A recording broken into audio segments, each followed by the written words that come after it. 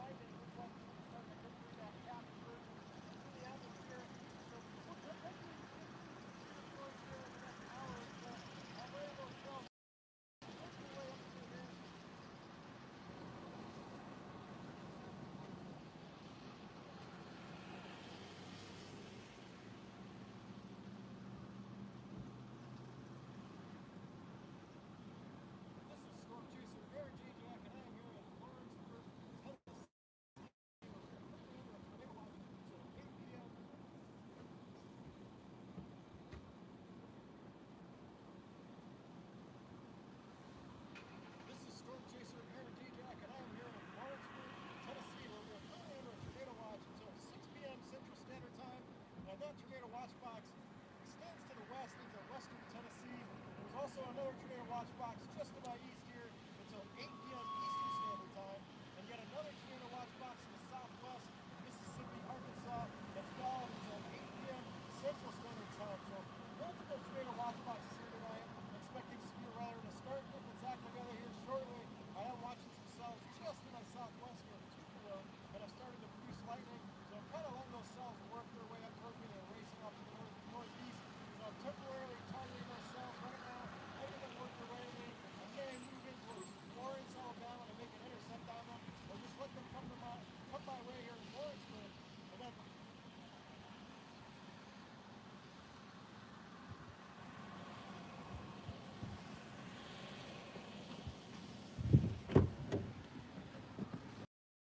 I can't do the update. I'm just too tired. I keep messing up. Just gonna eat my chicken sandwich.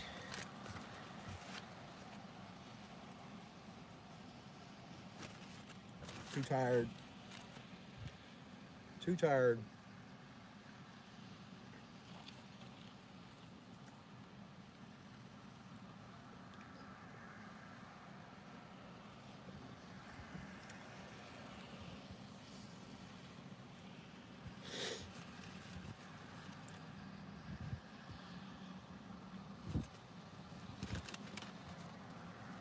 Severe warning back by Oxford, Mississippi, south of Memphis.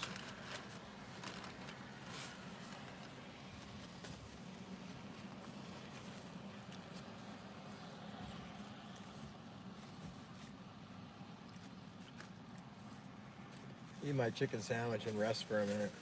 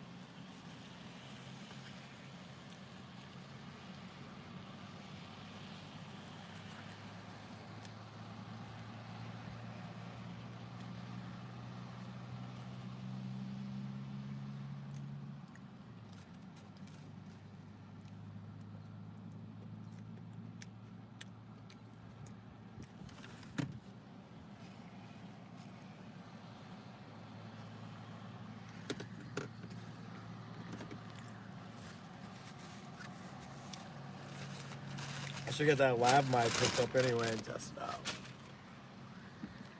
To do that.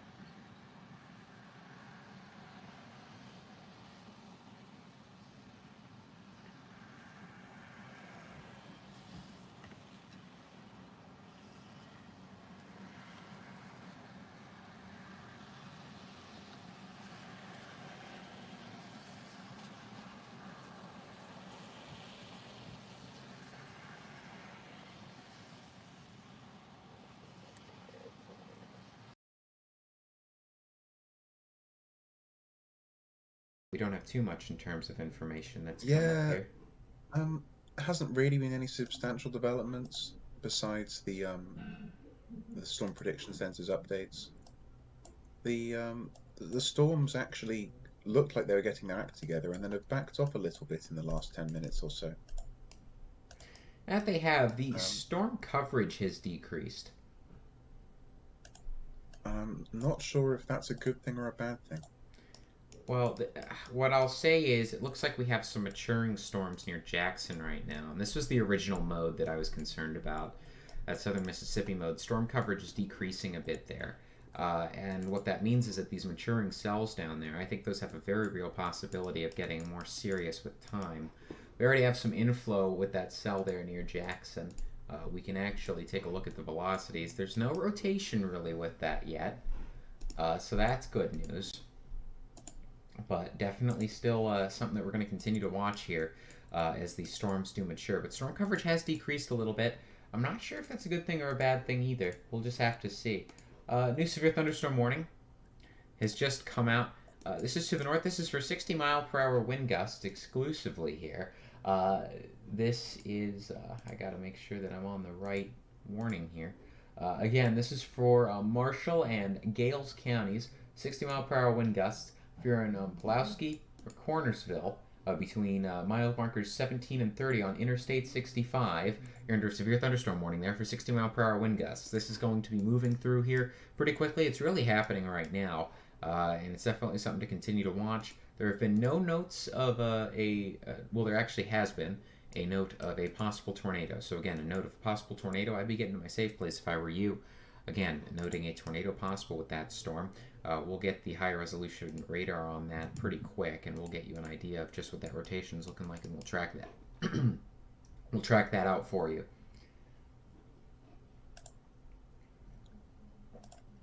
Absolutely, and apparently we have a couple of storms getting their act together in Tennessee as well at this point.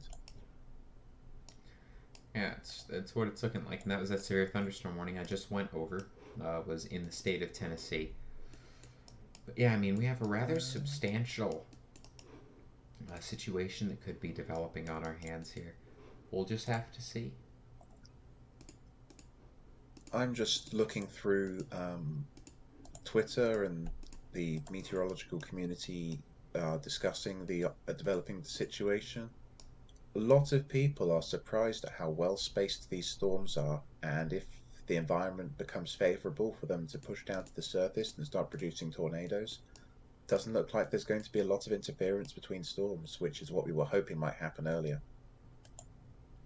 Yeah, it's not good. The mode here is going about as well as it can. The environment just has to be there. And if the environment ends up being there, we could be seeing a pretty big tornado outbreak. So the ceiling of this event, very, very high, but the floor also very, very low. We'll just have to see what ends up happening over the next while. There's that rotation couplet there with that severe storm heading towards Pulaski and Cornersville. I have to see what happens. And again, it's going to be heading past the I-65 corridor here relatively soon. We also have that rotating storm, which we've been tracking since Mississippi, now moving towards Lexington, Alabama, and soon to cross into southern Tennessee. Yeah,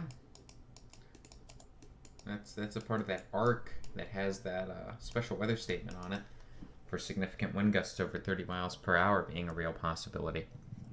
Hmm. It's been doing its own thing for a couple of hours at this point. With that storm fired up not long after we went live 2 hours ago. Yeah. But we had those initial tornadoes along the front through Kentucky and Tennessee. Mm-hmm. And now that we've passed peak heating, those are already dying down, which is great news.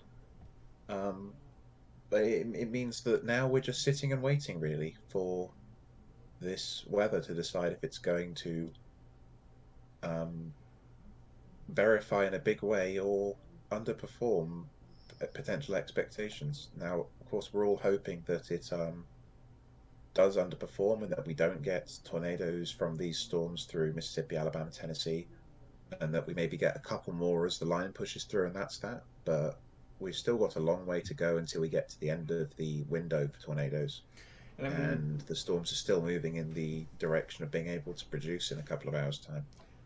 yeah, we'll have to see what happens. Again, it's gonna be a longer night in terms of that, and so we're going to continue to be here, and we're going to continue to watch this as it does unfold, and we'll see if we do get any more major events here, which we definitely could.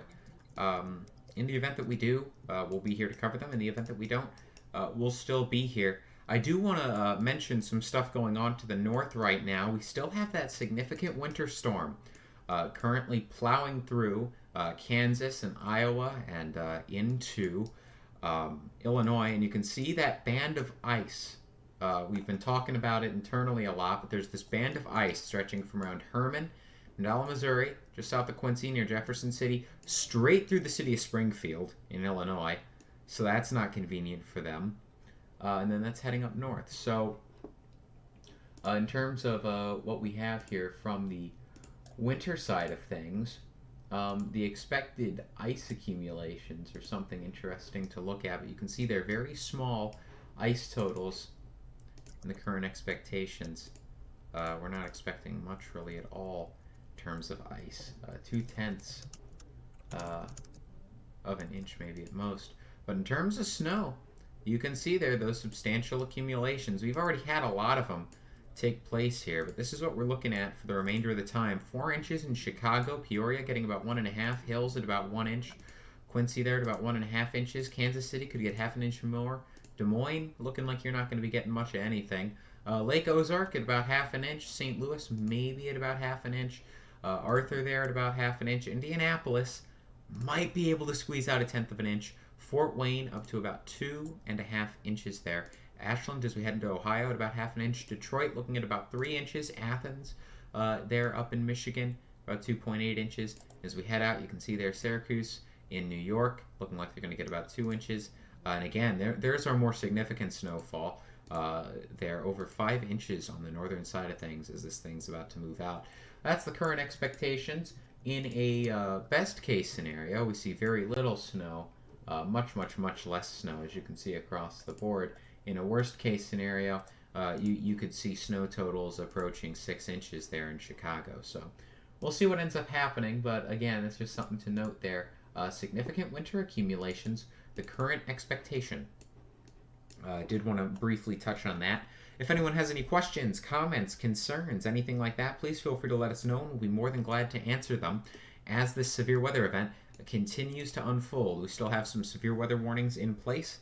Again, if you have questions, you tag us at Force13US. That'll make it much easier for you to see us, and we'll be glad to answer any of your questions. All right, Dakota, you have some important news? Yeah, we do have 2 severe thunderstorm warnings in Kentucky. First polygon is for Albany, Jamestown, and Crewelsburg, Kentucky. Damaging winds possible, large hail possible, and tornado also possible for this warning. An extension to that, another polygon in the same area for Somerset, Monticello, and Ferguson, Kentucky. Winds up to 60 miles an hour. Any size hail possible, and the tornado is also possible with that one too. This is a very serious situation here. They do not note this as an extremely dangerous situation, but I'm going to say it right now. 80-mile-an-hour wind gusts with that storm there near Albany. 80 miles an hour. That's big-time winds. Those can do some serious damage. Those need to be treated extremely seriously.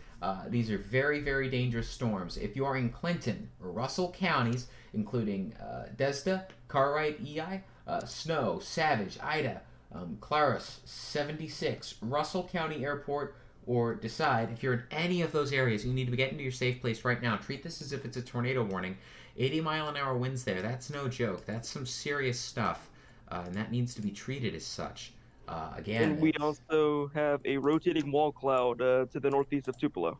rotating wall cloud to the northeast of Tupelo there. That's what that storm to the south there. Let's get the high-resolution radar on that, and we can see what we can find on the high-res radar. This is not good. We saw, I know Devin was talking about it earlier, that blobbing up of storms there near Tupelo. It looks like they're trying to split up, which isn't great news. We have a bit of a hook to the south, and then again, rotating wall cloud to the north. Let's take a look at that there, and that's robust. That's some robust rotation there. The big thing stopping it from really dropping a tornado at this point is that inflow, it's not riding along straight to the radar beam. So this right now shows convergence. This shows that we've got air coming together and getting shoved upward. Doesn't really show that we have a hugely organized mesocyclone just yet. But that report on the ground means that we definitely... Okay. Pulaski. We gotta get to like Pulaski.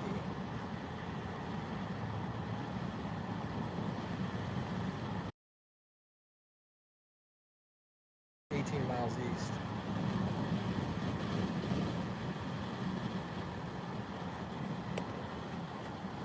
Okay, we're en route to Pulaski.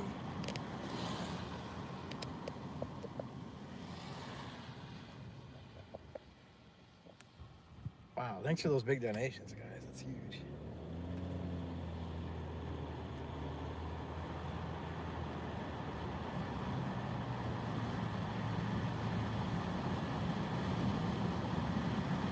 Thank you, 8K1 of 1E.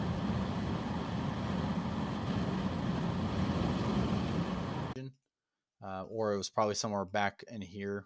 Got a couple updates since there, but maybe a little bit. Able to get any good wind gust estimates because of how far away this is from most of the radars, but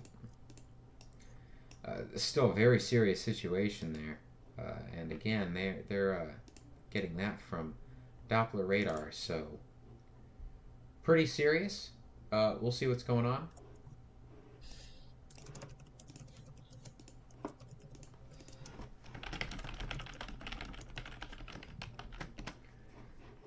Here we go. Again, relatively rapidly evolving situation here. We're going to see if we can get some more reports in regarding the storm there.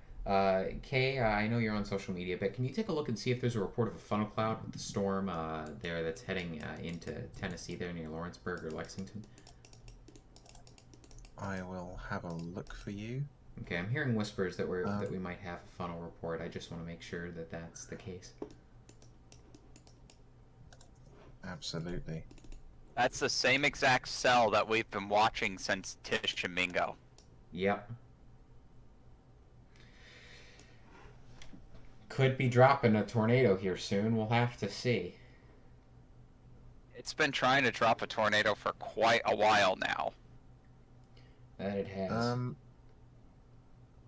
No immediate reports for funnel cloud. That's good. Have had some videos sent in of a very ominous lowering from Kentucky. Ah. Was that is that something that we can show? I'm not. It's from half an hour ago. I don't think it's still active, but that was Okay. southeast of Lexington. Okay. Near. Where was it? That was near Richmond. Oh, okay. So there's no severe thunderstorm warnings there now. All right. As of now, we don't have any new warnings that have really come in as of recently in terms of these storms. We don't have that widespread of severe storms going on right now, but we do have pretty widespread storms that are starting to get their act together across the warm sector. They're very well spaced out. I know we mentioned this earlier. I think that if these get their act together, we've got the mode for these to really get going. You know, I don't think I've quite seen a mode this favorable for tornadic activity in quite a long time, if ever. In my career tracking, this is about as favorable as it gets. The conditions just have to meet it. So the mode is great. See what ends up happening.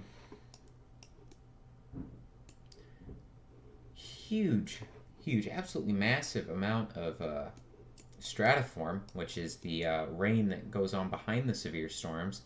I'm surprised this hasn't prompted more flood warnings as time goes on here. We'll have to see if those do begin to pop up more. But there we go. Okay, so I've worked out what you're referring to, and that's Jeff Petrolsky doing a live Twitter update on a very small funnel. And from his It's radar, this looks to be about 50 miles southwest of Huntsville, near Marietta. okay. This is near Marietta. That's what it seems to be looking like. All right, let's take a look here at the Huntsville radar. Again, that's a funnel cloud going on. We have the live we have the video that he pulled up there of that Amy's funnel. Right That up is on a the- rather up on the substantial. camera. 5 minutes ago, tornado. Let's see what happened here. Again, there That would we be go. north of Columbus on the Marietta. Here we go as we take a look at it. It's Marietta. You said It that's was south. a very small funnel. It wasn't a near the ground or a big one. No, well, the condensation funnel doesn't need to be on the ground for it to have done some damage, so definitely still a concern. But there we go.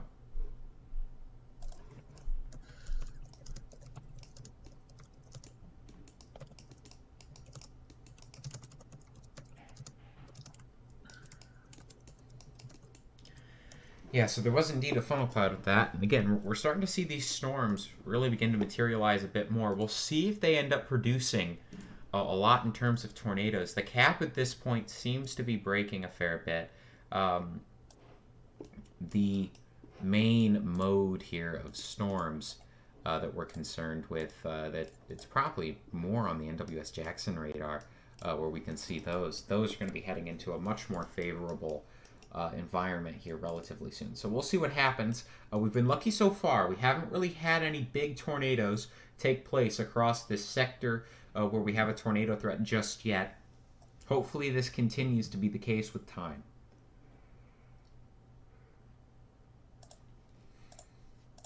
We'll just have to see.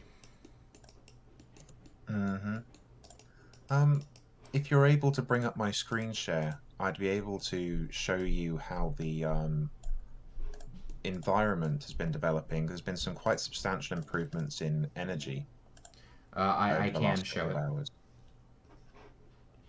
Here we go. Give me just a moment.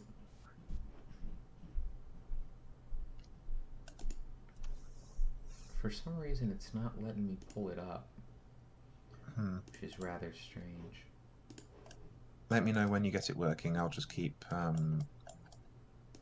checking with that storm that's moving towards the south side of Birmingham.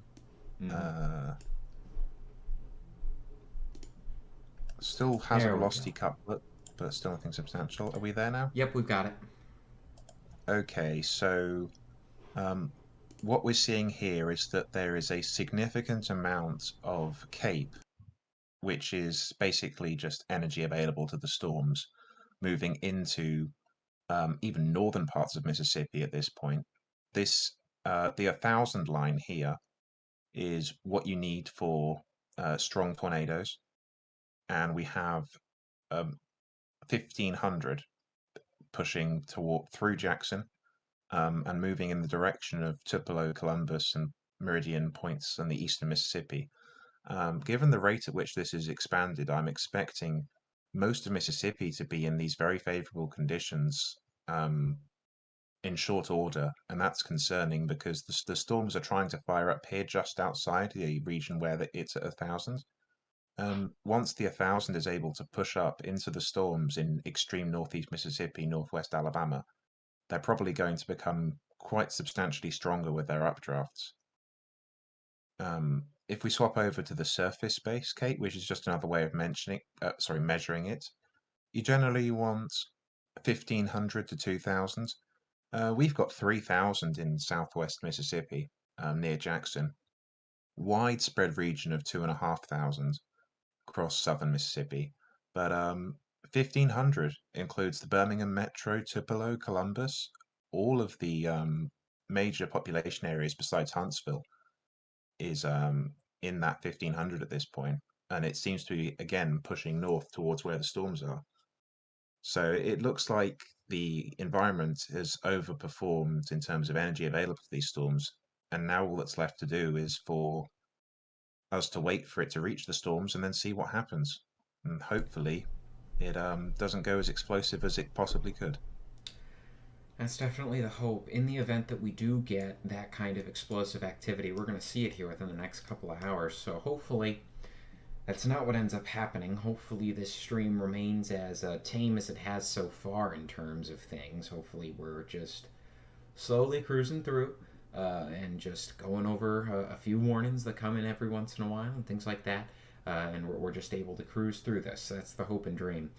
We'll see if that does end up happening. Again, hopefully it does. We'll see. If it doesn't, again, that's why we're here. We're here to cover this in case things don't go so smoothly.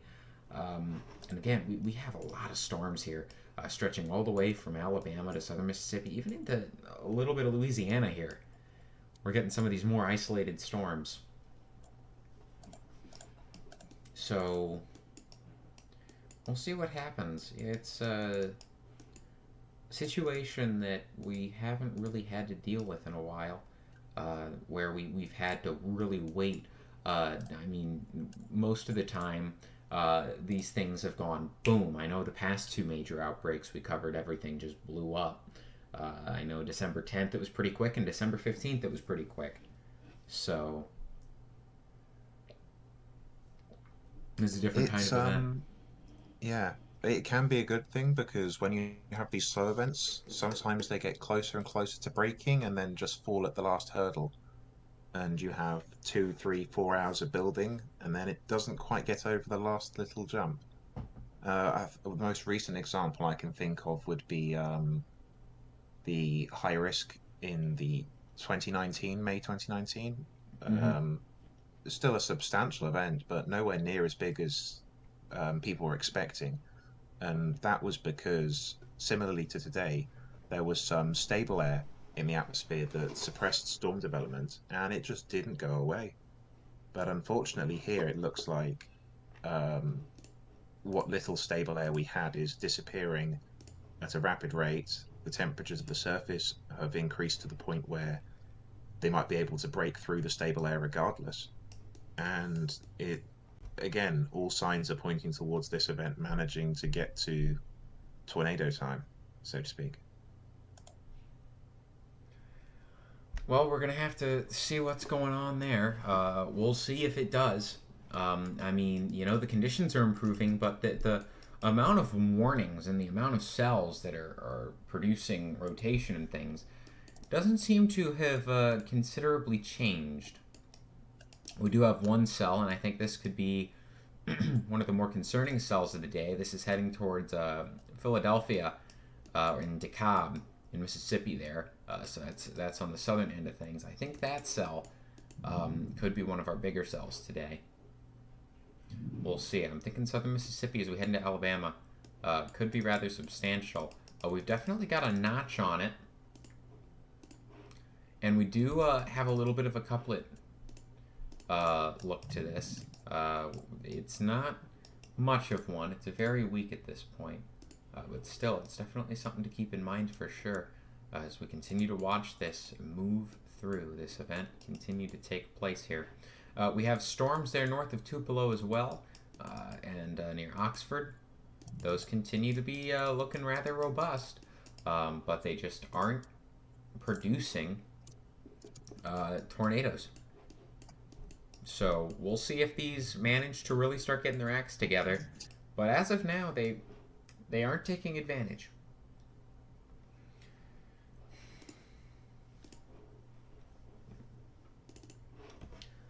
All right.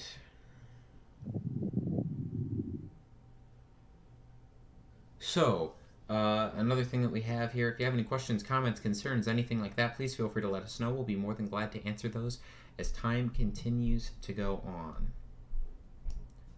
Again, you can tag us at Force13US. It's going to be how you can get to us. It'll light up in a bright orange for us, so we'll be able to see what it is that you have in terms of questions. The 80-mile-per-hour severe thunderstorm warning up in Kentucky seems to have expired. That's down to 60 miles per hour now. Places like Montanello, Somerset, Burnside. Same for Byrdstown. But still, rather substantial storms occurring with the straight-line wind threat. I expect that to ramp up as the day goes on. I expect the general severe threat to really ramp up. Yeah, the warning that expires is actually continuing now. They just issued a new one for it, which still has a tornado possible tag on it. Tornado possible. You're talking about on the southern side, right?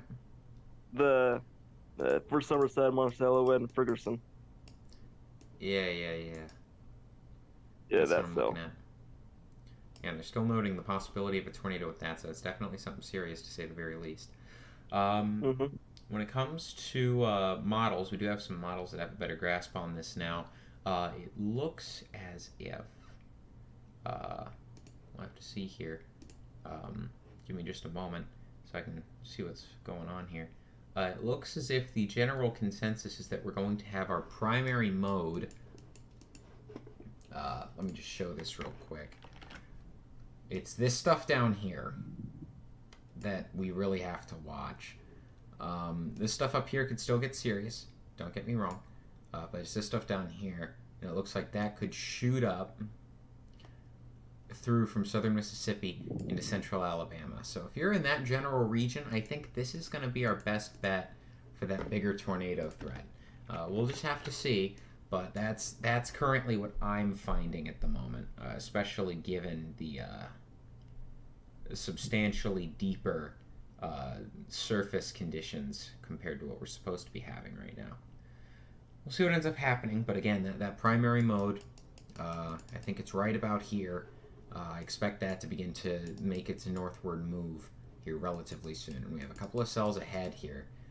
Those could definitely be more serious if those manage to really start developing. So we'll see what happens. The conditions are in place. These storms just have to take advantage.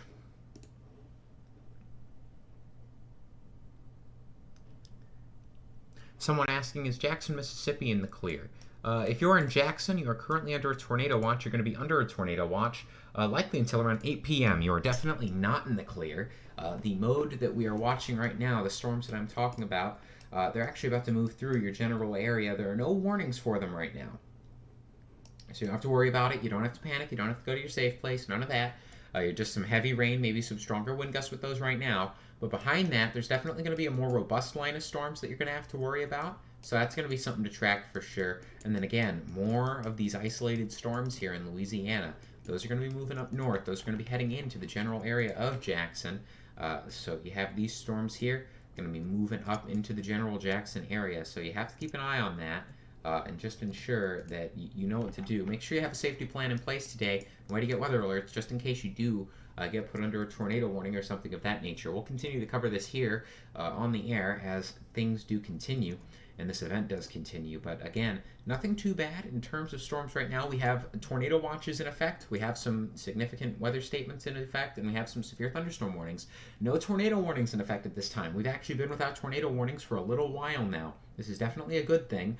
We'll see if that continues. But again, if you're in any of these tornado watches, now is not the time to let your guard down. There is a chance that this event underperforms. There's a chance that things don't go the way we thought they would, but that doesn't mean that you get to let your guard down, because we've seen events, especially like the one a couple days ago, where things underperformed during the day, but we had a pretty powerful tornado move through in Alabama overnight. So just because things underperform at one point doesn't mean that they'll go throughout the whole event. So no time to let your guard down. It's not over until it's over. That's the way that this is going to work today.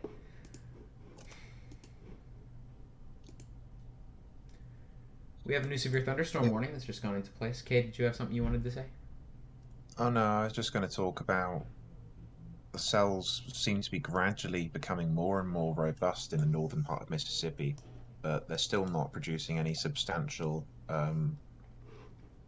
velocity couplets that would be indicative of tornado potential. Definitely good news. I'm really afraid that that's not going to remain the case, but we'll have to see. Let's take a look at this. If you're in Lafayette, Union, Marshall, Tipta, or Benton counties in the state of Mississippi, you're under a severe thunderstorm warning until 3:15 p.m. 60-mile-per-hour wind gusts and penny-sized hail are the primary threats. If you're in Ripley, Blue Mountain, Cambridge, Bethlehem, Gravestown, Hickory Flat, Ashland, Potts Camp,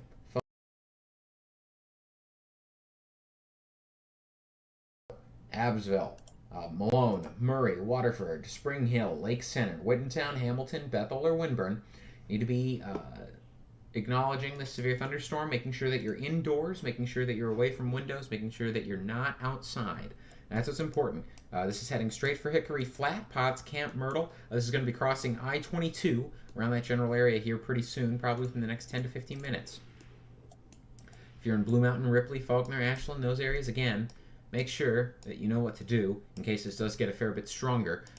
This is definitely a more serious storm. Possible tornado also noted with this. So be sure that you're keeping note of this. We could have a tornado warning come out at any time for that. Definitely something more serious.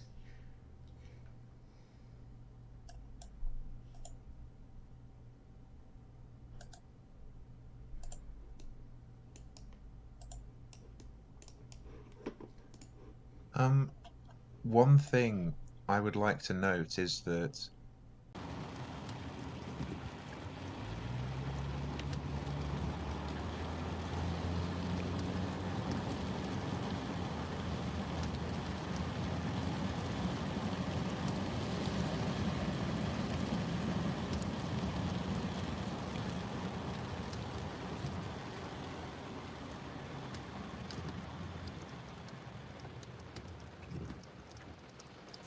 Base is just off over here somewhere.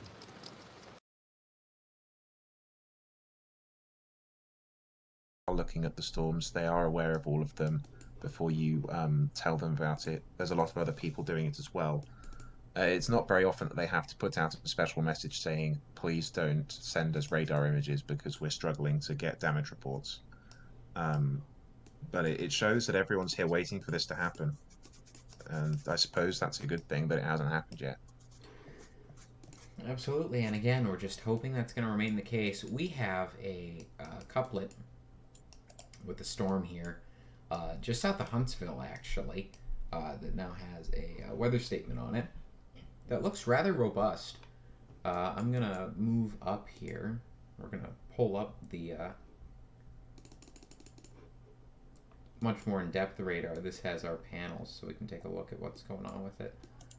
That doesn't look anywhere near as robust on that radar, so nothing too bad with that, but again, heading in the general direction of Huntsville there, so something to keep an eye on for sure. We'll continue to keep an eye on it with time. Yeah, I mean, it still is fairly robust, but nothing too worrisome, at least just yet. We'll see if that cell does manage to mature and become something more significant. One thing I would like to note, I'm just going to make sure I know where this is first. Yes, so the radars, recently we've been able to take the data from radar, plug it into a computer program, and it gives us a analysis as if we'd put a weather balloon up and tells us what's going on with the atmosphere in terms of wind flow and how much it's spinning, basically how favorable it might be for a tornado. The sounding out of the radar near Tupelo and Columbus has a very impressive shape that would definitely support some substantial tornadoes if there were any cells in the ability to put down a tornado. Right now, as we've said, there's nothing in the immediate area that seems to be doing that. Although that being said, there is a storm near Belmont that's moving towards Tishomingo and Dennis that seems to be starting to rotate finally, and that's very near to the radar, obviously. But once again, it reinforces our position that the area between Tupelo and Huntsville in northeast Mississippi and northwest Alabama is going to be the primary area for potentially tornadic storms to develop in the open warm sector. There's the region. And again, we have this southern mode, I think, that I'm getting pretty convinced of near Jackson. I think we'll move into central Alabama and we'll be able to do some more substantial stuff as the day progresses as well. We'll see, though. Again, that storm heading towards Tishomingo, it's got a robust hook on it. It's got the velocities it needs. It's just gotta consolidate now. We'll see if it manages to do it.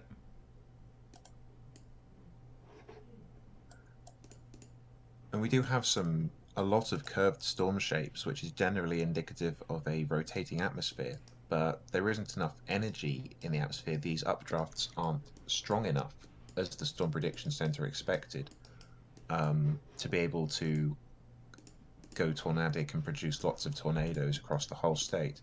If we were a couple of months later in the year, say March or April, this would be a very serious setup. We'd likely have had multiple tornadoes already and have tornadoes ongoing at this time.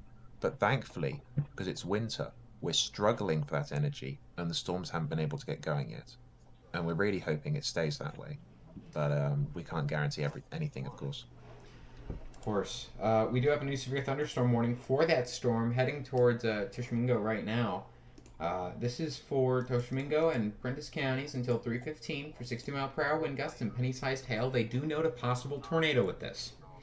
So I'd suggest getting to your safe place there if you're in Tishomingo State Park, Belmont, Tishomingo, Burlington, Golden, Patton, Dennis, Moores Mill, Bloody Springs, Carter Beach, Mingo, Petertown, or Neal. If you're in any of those areas, again, I'd suggest getting to your safe place at this point. We have another severe thunderstorm warning. It's also gone into effect. We have to rock it up north a bit. This is with that line segment in Kentucky that's been continuing to go on here for a little while now. But this is for Wayne, Laurel, Pulaski, McKerney, Rockcastle, and Whiteley counties until 4:15 p.m. with 60-mile-per-hour wind gusts being the primary threat. So if you're in Valley Oak, Blossville, Pitzelback, Victory, or Greenmount, again, just stay inside. Make sure that you're staying away from windows, things like that. Taking those general safety procedures. You don't need to be completely sheltered, locked in the middle of your house, but make sure that you're keeping a close eye on this, as this could be rather substantial.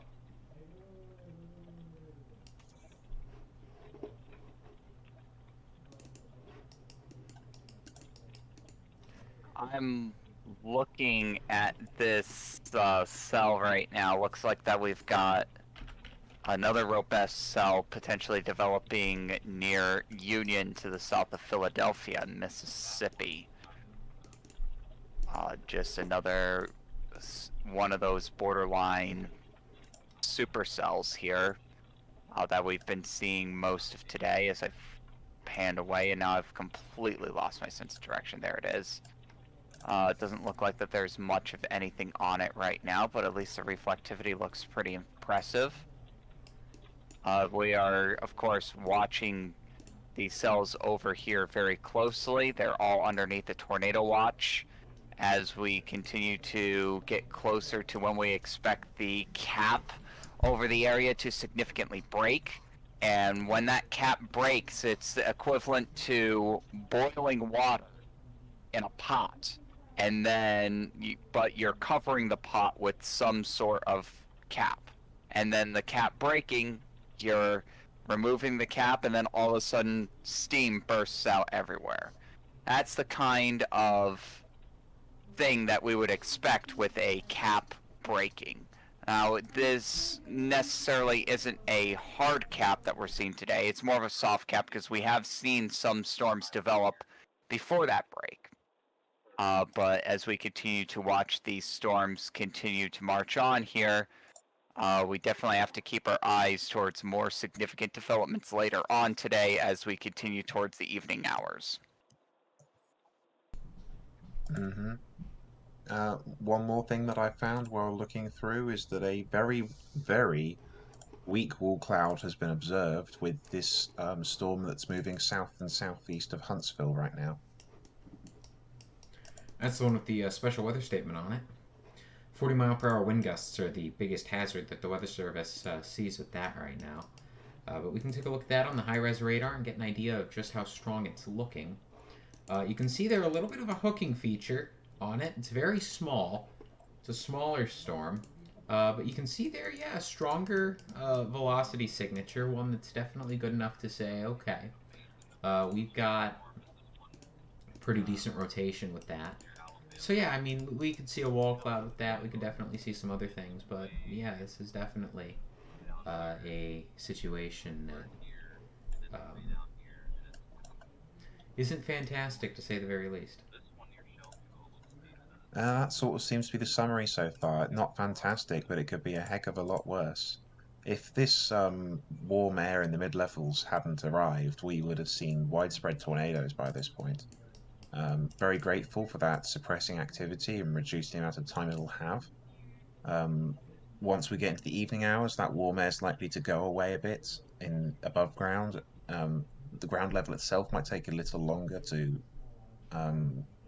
cool off, and that might lead to a more substantial temperature imbalance as we go into the evening and the sunsets.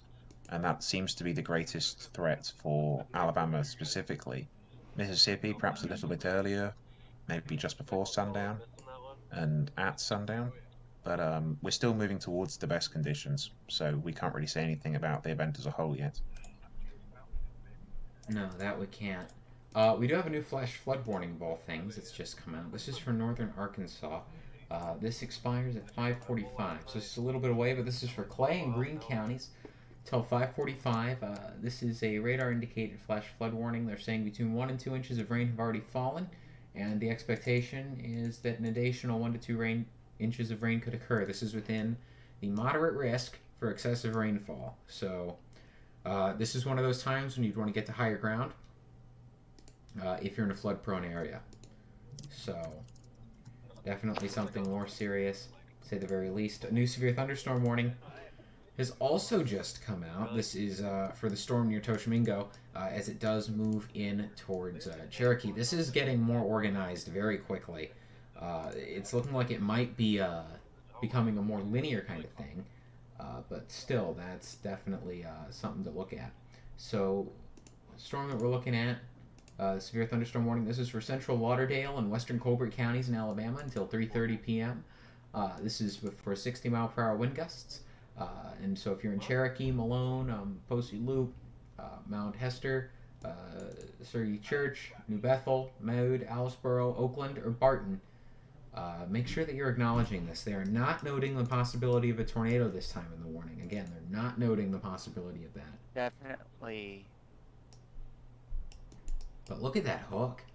Definitely getting some weird. Man, that's a robust. That's some robust rotation that we have there, heading just south of Toshimingo there.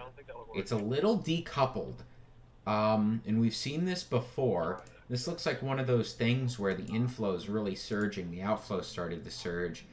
I wouldn't be shocked if we see this drop a tornado in very short order. I'm just taking a look here real quick. We have, yeah, I mean, that's some substantial inflow, so I wouldn't be shocked if this thing gets tornado warned soon. This is the most robust couplet I've seen today, so we'll see what happens with this. I'm getting a little concerned that this could be warranting a tornado warning here in not too long. This is, you're talking about the one to the southeast of Tishomingo? Yeah. Yeah, this one's definitely looking pretty impressive. We've got inbound winds of about 85 miles an hour, and we've got outbound winds here of about, let's see here, 15 to 20 miles an hour, 10 to 15 miles an hour. That's, 100 miles per hour is certainly the most robust rotation that we've seen all day. The one thing I do have to say, though, is that it does appear to be quite broad, to say the least. So that is one thing we have going for it right now. That's certainly the case. We're going to hope that that continues to be the case, but, I mean, that's got the structure to quickly ramp up. So if you're... I'm going to track this out real quick. So we can get a good idea of the areas that could be impacted. But I just want to make sure that everyone here who's in the general direction of this knows about it. If you're in Tuscumbia, this will be near you at around 3:29 if this does end up being a tornado producer. Again, not currently warned. Sheffield hit around 3:30, 3:31 for Muscle Shoals, 3:33 for Florence, 3:39 for Lighton, 343 for Klein. Town Creek at 347, 352 for North Cortland. And we do have a new frame that just came in on radar. Hopefully we can get a good idea of whether this is improved or not. And right now I'm starting to see those winds get closer. That decoupling of the winds is getting less and less. So I personally... We've definitely got a potentially dangerous situation on our hands here going forward with this storm, as it looks like that, yeah, this is definitely the best rotation we've seen.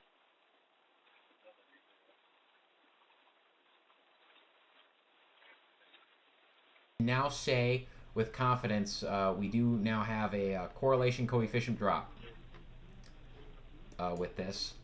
It looks like we may have debris on this. This is crossing. Yeah, I can see it. Yep, there it is. This is crossing the Mississippi-Alabama border. We're thinking this is probably a tornado currently on the ground. Not sure just how strong it is. We don't have heights or anything yet. But that correlation coefficient there, it kind of looks like it's near where the almost the inflow would be of the storm. But this is a very small coefficient drop, kind of over the couplet. So I would personally be very, very watchful. I think that's Thomas. I think that's inflow. That drop is literally directly over where there's a nothing in the radar. We'll see. I'd be suspicious just because of how close it is to that velocity. It's the... Yeah, it is. It is close to the velocity. I do agree with you. Like, I could go, well, that's not velocity. That's velocity. That's no longer where the coefficient was. So we'll see. We're about to get a new scan here. Yep. I All personally... of my different scans are completely different time codes, and it's messing up everything. Yeah. I would say just to be safe, treat that pretty seriously there. We'll see if the weather service warns it. Yeah, I would definitely treat this as a tornado on the ground. I completely agree with you. Yeah, we'll see. And there Normalized rotation has exceeded 2. There we go. Yeah, this is a very strong couplet. You go ahead and please explain what normalized rotation is, Kay. Normalized rotation is a measurement of the strength of a couplet, which is, these are almost always tornadoes, although you do sometimes get them for intense hail calls as well. But the higher the number is, the stronger it is, and the more likely you are to have a tornado. And when you get to 2, there's almost always a tornado of some sort associated with it if it is from a tornadic signature. So at this point, I'd be pretty confident that there's going to be a tornado on the ground very soon if there isn't one right now. Yeah, right now people in the path of this need to be taking, need to be getting to a safe place. Thankfully, doesn't look like there's many people in the direct path of this storm at this time. Let's track it out here. I'm going to get, again, another track on this, as I think this could be a tornado potentially on the ground here, moving relatively northerly. If you're in Tuscumbia, you need to probably be getting to your safe place here soon. Sheffield, Muscle Shoals, Florence, Lighton, St. Florian. Killen, if you're in any of those areas, excuse me, be watching this closely. Again, no tornado warning on it right now, but myself and a lot of my team here, we're fairly confident that there's probably something on the ground, or if there's not, there will be soon with this storm. So we'll see here, and there you go. Latest frame just came in. The velocities look very good now. They're actually right over where that area is, that weak region on radar, and now there is a complete enclosed circle. That looks like a bounded weak echo region to me. That doesn't look like inflow anymore. Yeah, I do agree. That is looking quite suspicious. Yeah. Wow, that's actually quite insane. Yeah. Gate-to-gate shear exceeding 115 miles per hour now on this. So I'm gonna call it. I think we're pretty sure there's a tornado with this now. I would be pretty sure that there's a tornado with this as well. And even if there isn't, you should be treating it as if there is. Absolutely. Moving to a safe place. And here we go. So if you're in Tuscumbia, Sheffield, Muscle Shoals, those areas in particular, I'd be moving to a safe place right now. If you're in Florence, if you're in Lighton, Killen, Town Creek, I'd be watching this closely. I would think that a tornado warning will be coming out on this here in short order, as this does move into National Weather Service Huntsville's area of responsibility. That is a very, very strong couplet. It looks like it might be trying to cycle right now in the latest frame.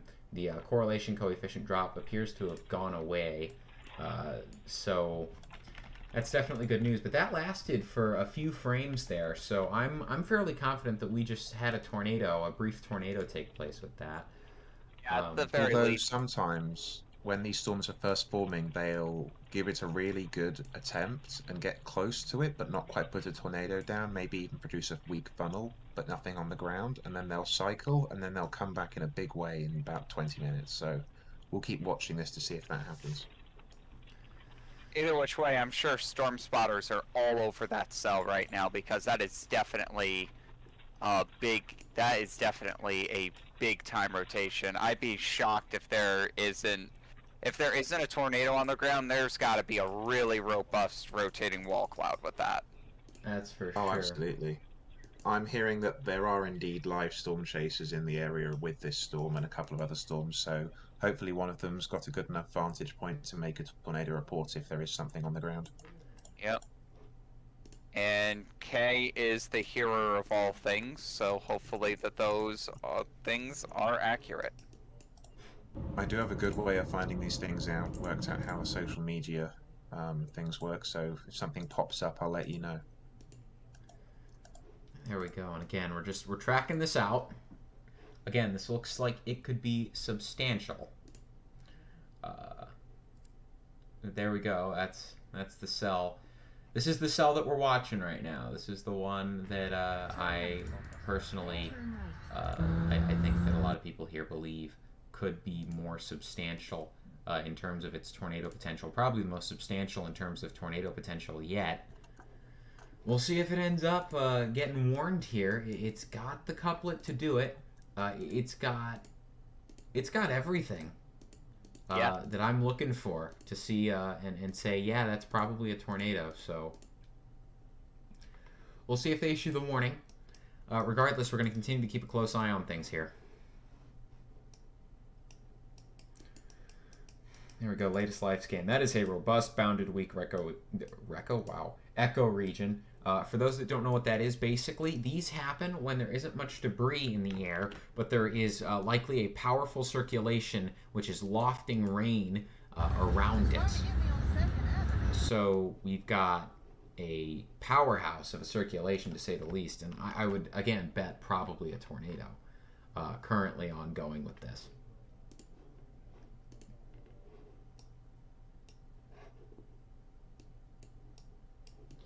And of course, this is right in the middle of the mesoscale discussion, which concerned the potential for supercells over the next few hours. So, definitely not unexpected, but equally unwelcome.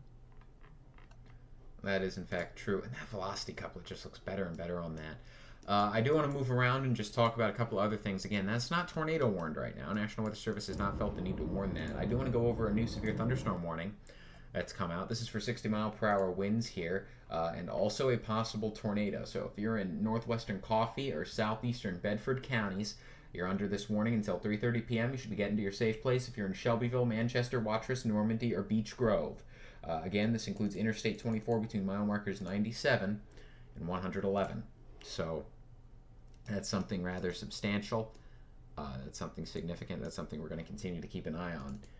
But again, we're keeping an eye on what looks to be a rather substantial storm that could be producing a tornado, potentially producing a tornado shortly south of Cherokee.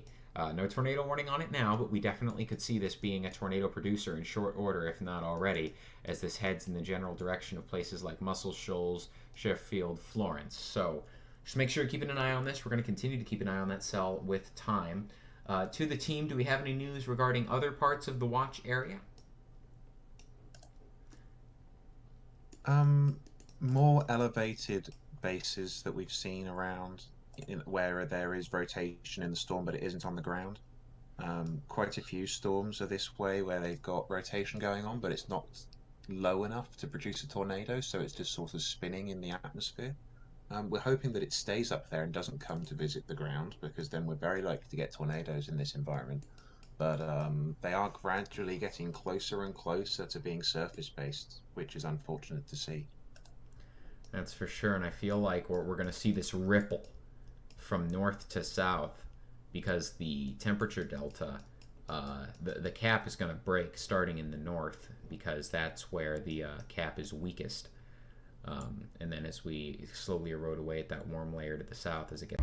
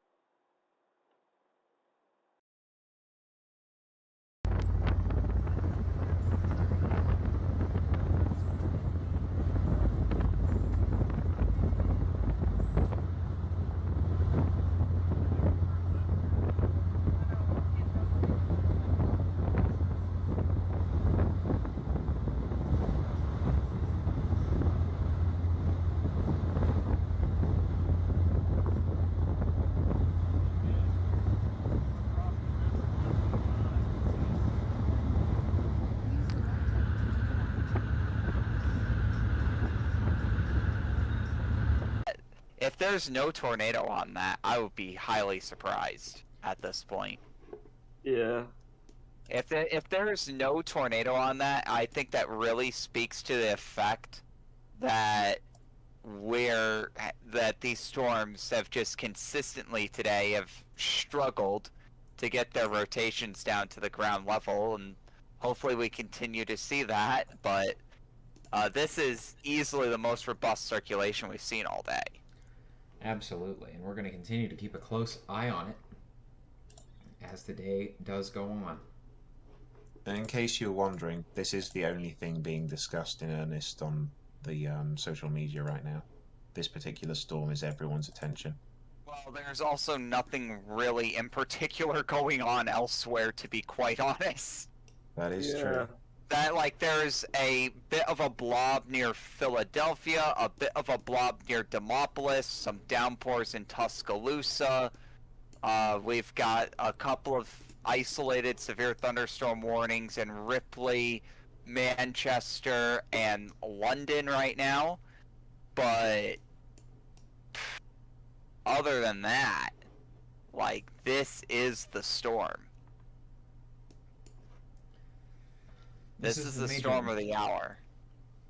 That's for sure. We're continuing to look at it. It looks like it's diminished a little bit in appearance. We'll just have to see. I will say I'm rather surprised that there isn't even a tornado possible note in the severe thunderstorm warning. Like, I do want to say, of course, as a disclaimer to all of this, that I would like to remind everyone again that we aren't looking at the ground level of these storms. Whenever we're looking at radar, we're always looking at it at an elevated level, not at the ground level. In this case, we're looking at the storm structure as it is 4,000 feet above the surface. So about 3/4 of a mile high, we're looking into this system. So just because we see something here on radar absolutely doesn't mean that it's being translated to the ground. It could have this really good structure to it, but if it's not translating to the ground, obviously, I gotta assume there's got to be spotters everywhere on this thing. There's no way that this isn't being very closely tracked, especially since Florence, Muscle Shoals, and Tuscumbia are a pretty decently populated area of Alabama. So eyes are definitely going to be very close on this cell. Yeah, there we go. And that severe thunderstorm warning has just received an update to it. They still have not added the note of a possible tornado with this, which is quite bizarre to me. That velocity couplet, it is not as tight but it is the best aligned with the radar it's been. So, to me, that's an indicator that, if nothing else, it's organizing. We'll see what ends up happening with it. It's going to be something interesting to watch for sure. It's definitely the storm that everyone's watching right now. I don't think that's an exaggeration either. Like, this is the storm to watch right now. Absolutely. I know you're keeping a close eye on it as well. We actually have your screen up at the moment. Oh, okay. Just Yeah, sure. on it.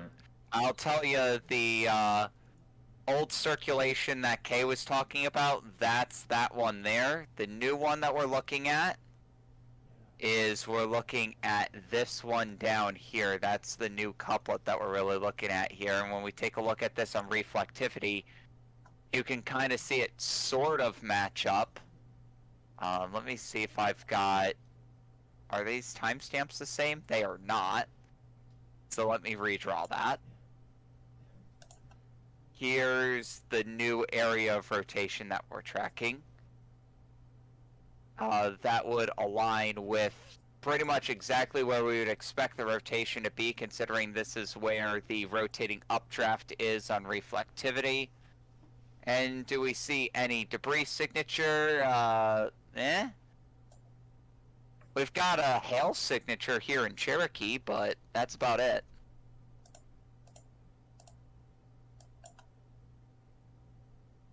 We just got to keep a very close eye, particularly in this. I should make that bigger. This particular region in general in here is roughly where we would expect a tornado to be. Now, the tornado is not going to take up this entire circle, but we would expect the tornado to be somewhere within this rotating updraft.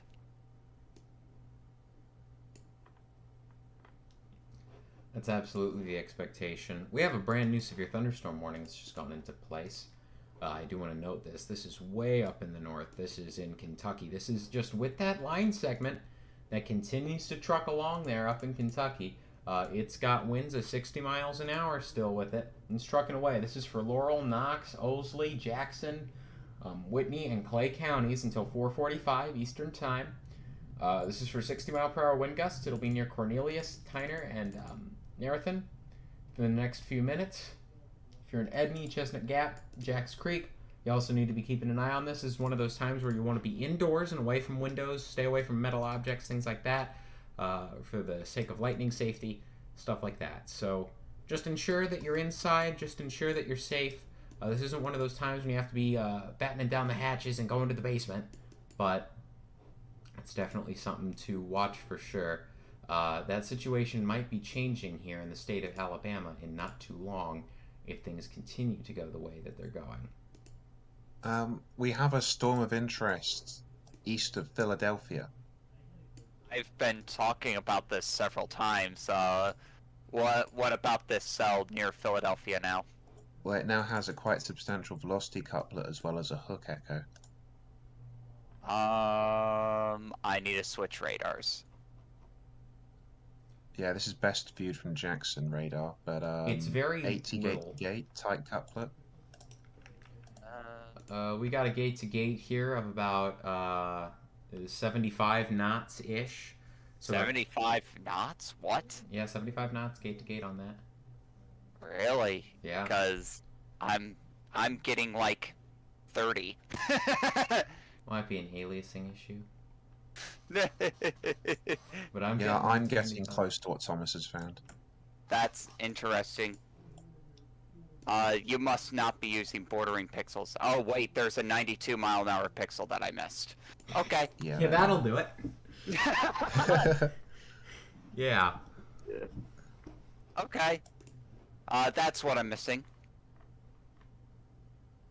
Okay. That makes sense. Yeah. Yeah, because before I was seeing like 70 miles an hour on 30 miles an hour, and I'm like, are you sure about that? Yeah, but this little cell all out on its own, just passing near, just north of Conehatta, moving towards Union, north of Decatur. That's it. And then obviously that's the cell to the southwest of the one that looks best, of course. But there are a couple of cells in this area that starting to get their act together as well in the southern part of Mississippi. Yeah, there's the one near Philadelphia, there's the one near Conehatta, and there's also one near Demopolis, Alabama as well. 3 cells that are pretty individualized that are trying to get their acts together here. Absolutely. Of course, the Alabama cell is in the radar dead zone. Oh yeah, there's no way that we'll be able to resolve anything on that cell, unfortunately. I mean, 7,000 feet up isn't the absolute worst, but it could be a lot better. Yeah, it's not necessarily the fact that we're viewing it so high up, it's that it's so far away that the resolution is terrible. Yeah. That's the main problem at that point. Pretty diffuse rotation at that height, and uncertain if there's anything lower down, but that's moving north of Demopolis near Falkland, bringing some heavy rain, gusty winds to that part of the world, but no severe thunderstorm warnings. Yeah, for But sure. yeah, we got this cell moving south of Boca Chico, Yep. and we have the storm cross that's now fully into Alabama, moving towards the shoals. As I switch my radar back over here to the Muscle Shoals cell, it looks like that the structure is definitely significantly degraded on this thing. Doesn't look as good as Yay. before. Or it's just moved that little bit farther away from the radar and is now out of range of capturing those details. Velocity still looks good though. I mean, it doesn't look as good as it did a couple of frames ago. That's true. It seems to have actually improved in the latest frame. At least on my end on GR2. I'm not sure if what's going on there, but I'm getting about 75 miles an hour gate to gate. Oh, well, we were getting values close to 100 before, so... Oh yeah, for 75 sure. would Like be a decrease. a little while ago. I'm talking about within just like the past 3 or 4 frames. It's come back a bit, but yeah, no, it's certainly degraded since peak. That cell behind it is getting a real hook echo on it now too. Near Belmont, yeah. Another one. Just another And that storm's cell. all on its own with nothing to the south of it, so if any storm in the area can get going, this looks like the best one to do it.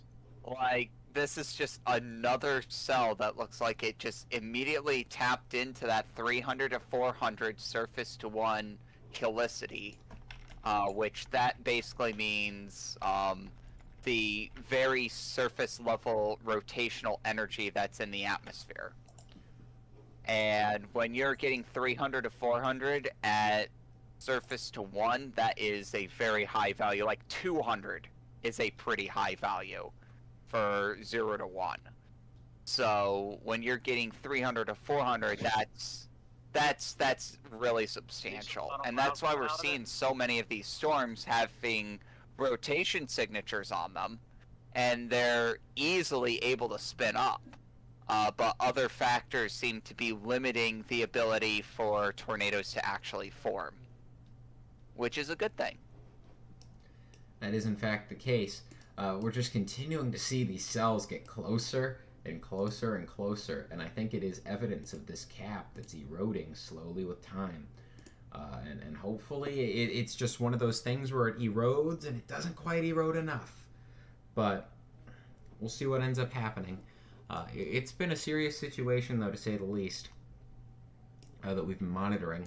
That cell there near Philadelphia has just gotten a special weather statement, courtesy of the National Weather Service, for 40-mile-an-hour winds. They give those special weather statements for storms that they've been monitoring that they think are stronger.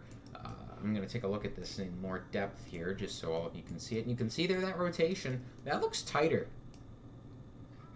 That looks a fair bit tighter now. So I'm going to track this out. Not 100% sure of its strength. It doesn't look like it's a tornado right now. But we'll be tracking it out here real quick. And basically, if you're in a... Oh, I'm going to butcher this. Shukalak, you need to be... Shukwalak. Shukwalak, that's how it's pronounced? Shukwalak. I'm pretty Goodness sure that's going to gracious. be a lot closer than whatever you said. Goodness gracious. That's rough. But yeah, if you're there, I'm not saying it again, then I'd be watching this closely. If you're in DeKalb, I'd be watching this as well. Yep. I think this is going to go north of you. But you should still be I've got the watching it. trajectory. I've got the trajectory of the rotation up on my screen right now, and you can see it'll more than likely go north of DeKalb, and just to the south of Shukwalak, as it continues to move off to the east-northeast. But you can see a rough trajectory of what the storm is doing on my screen. Yeah, and I mean that's some robust rotation right there. Definitely. So we'll see if that fits criteria to get. Early right now, we're just right behind the storm. So I'm going to reconvene on my radar and see which next town I need to hit. It's very hilly and mountainous around this area of Alabama. We're in far extreme north Alabama, just east of Huntsville, and we're in the town of Gurley, Gurley. And here's the backside of this storm right here. Not as pronounced, but a minute ago there was a decent funnel cloud coming out of it. So we're going to stay on this storm for a while and see if it ends up truly producing a tornado. This is Blackout Storm Chaser.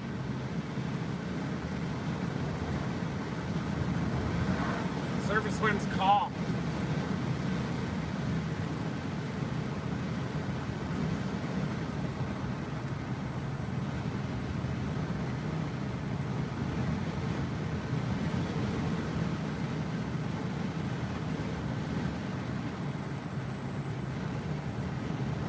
Surface winds calm. Oh no, just right there.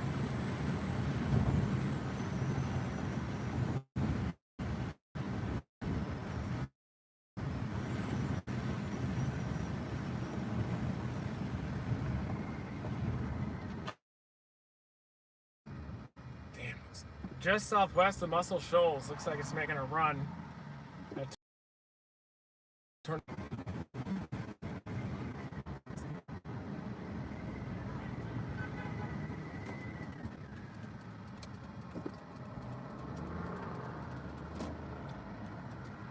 Alright, we're gonna barrel into it. Not a lot of time to fill up with gas.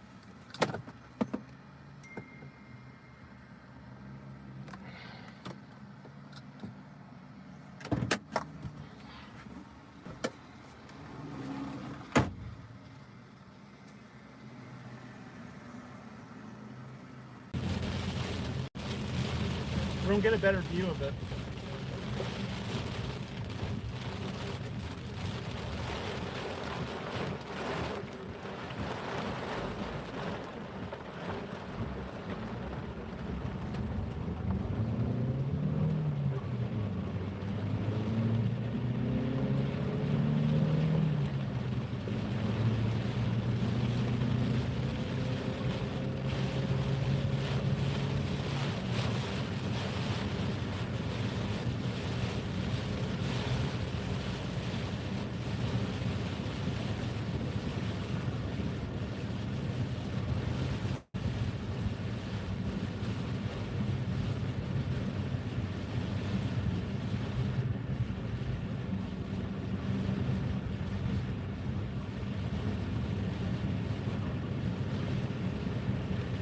Oh, you're all right.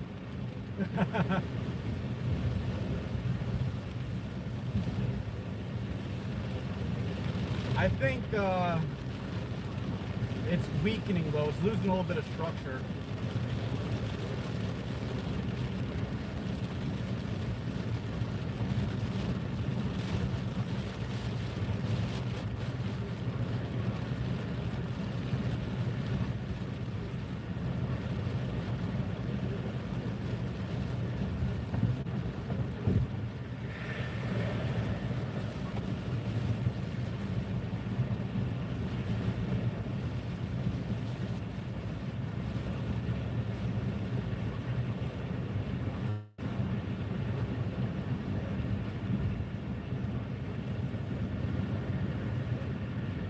Oh, you gotta go?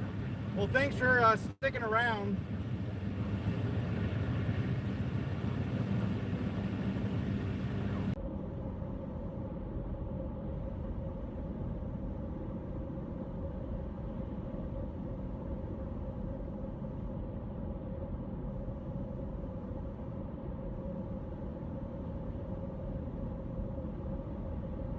It's almost kind of like a game of leapfrog, storm chasing.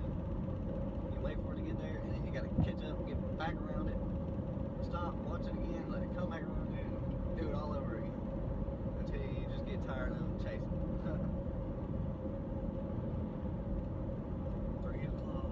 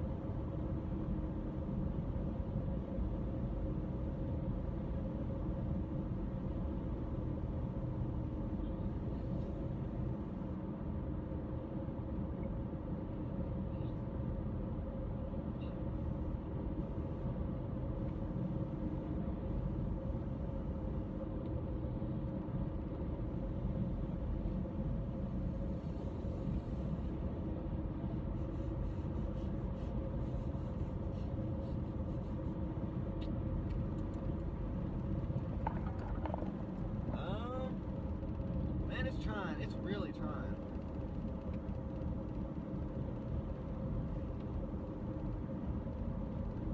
Cape values are low, so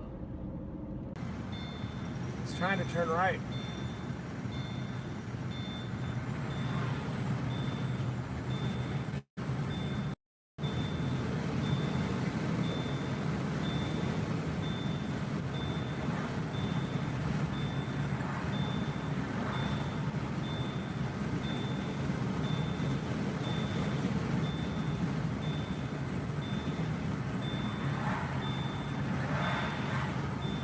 Oh, it does have about a weak echo region, at least out of Columbus.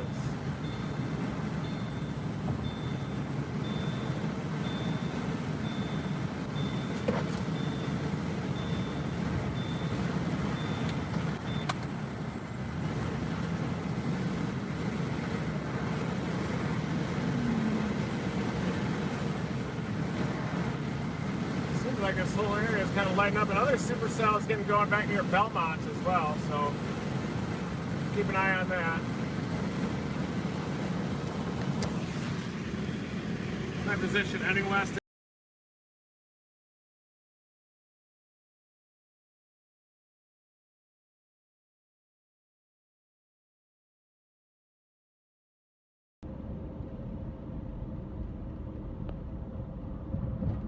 thank you.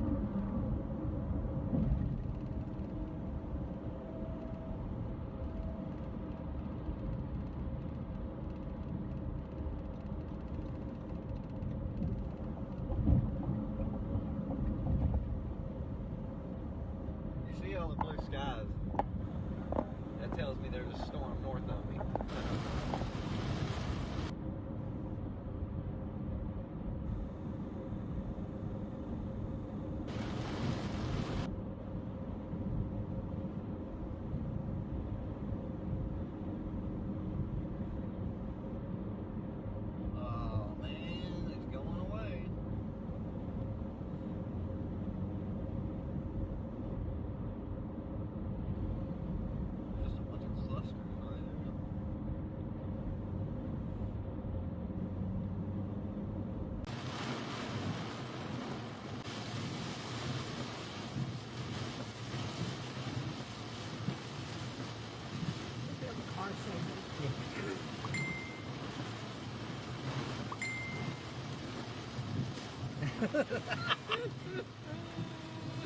Somebody said shut up.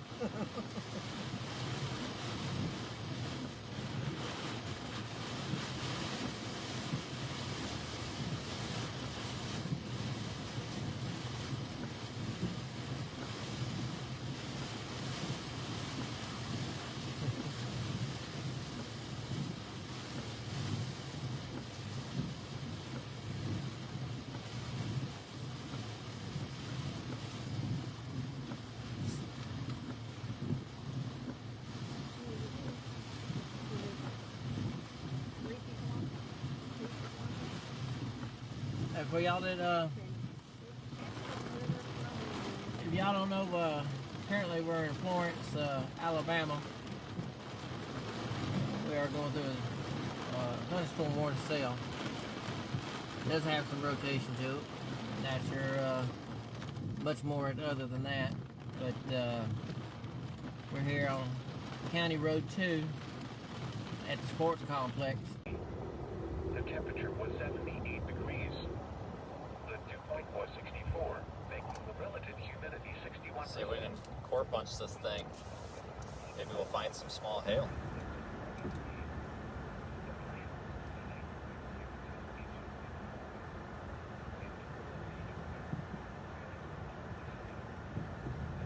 We're limited also up here by a river crossing, so we kind of have to go through town.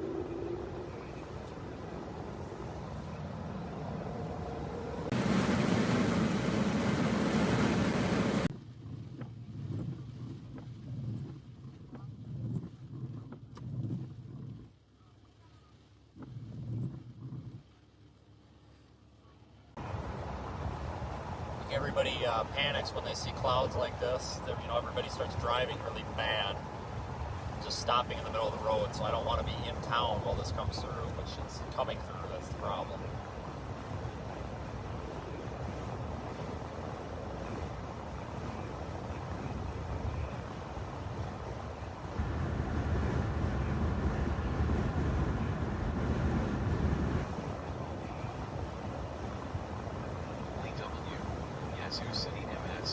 SedSeveroStudios.com.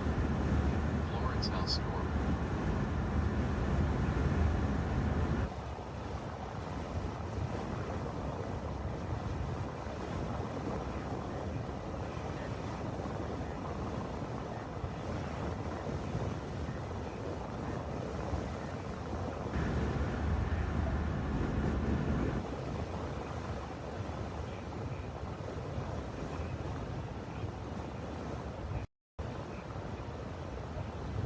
Sorry guys, I can't really monitor the chat at the moment because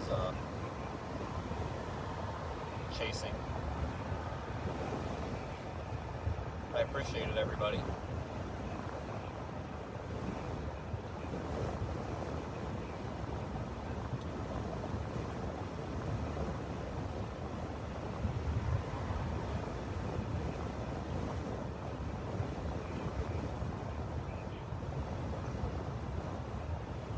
Coming through Florence. I think I saw a comment about Reed.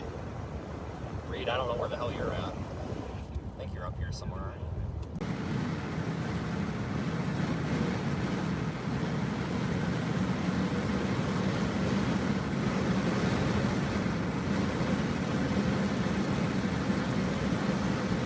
Far from these radar sites to really get a good peek at this thing.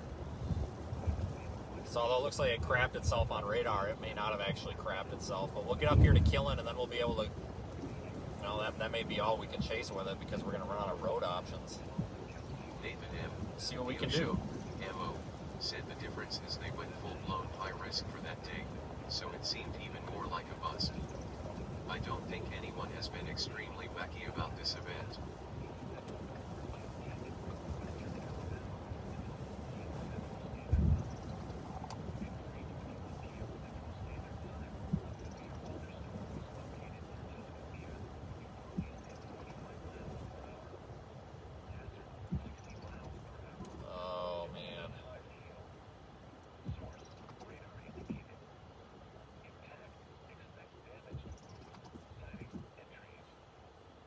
Thanks again, everybody, for watching.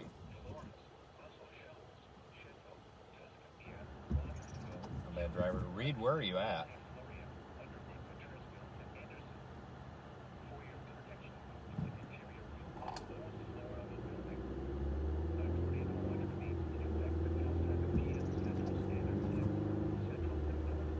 Road construction. Just glad we broke off from the pack of chasers back there doing summer camp, because it looks like there may be a storm chaser traffic jam behind us.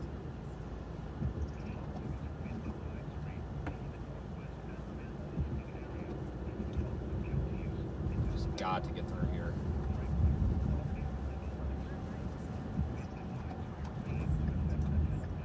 Should probably stop for gas.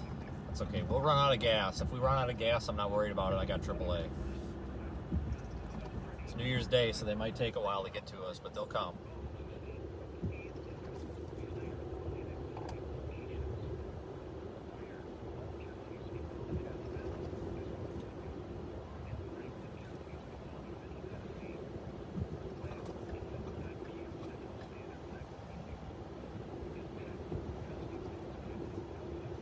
Joey Prom, Lafayette Inn, sent great video quality vids.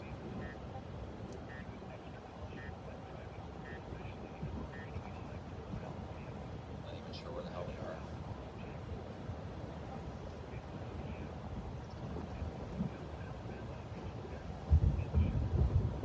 A little doubtful about this storm.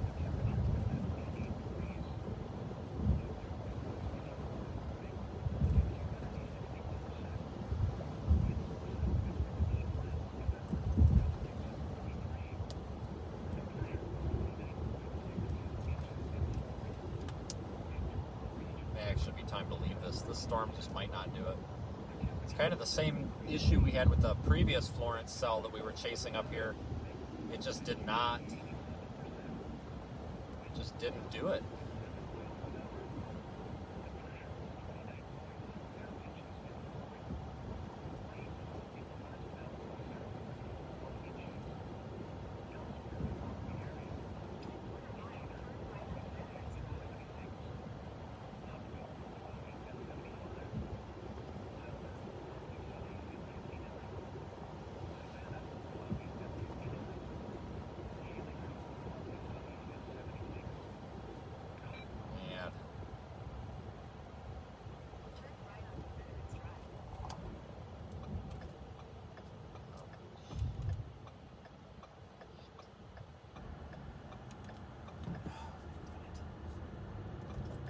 That wasn't Veterans Drive. Whoops. Jim Martin, I thought it was. Midley, Ohio, sent tornado possible tag on severe storm near Scuba MS. This is Veterans Drive.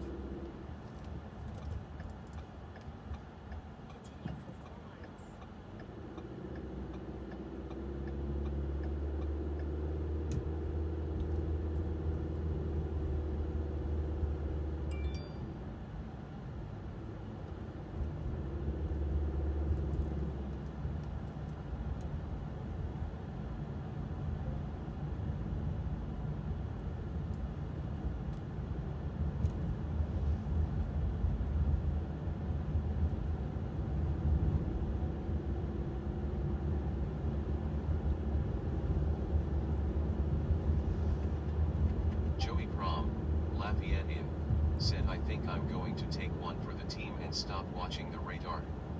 I am not sure much is going to happen and I only have 2 more days home. I don't even realize they're there. I tune them out.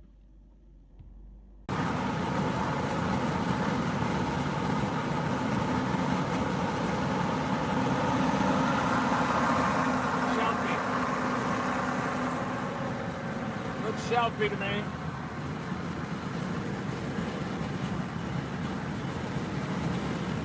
Stand undercutting the boundary.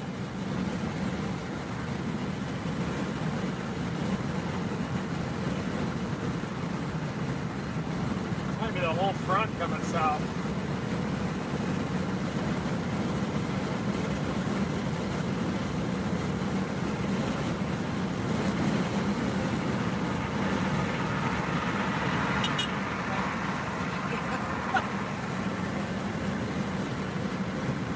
The hell out of me.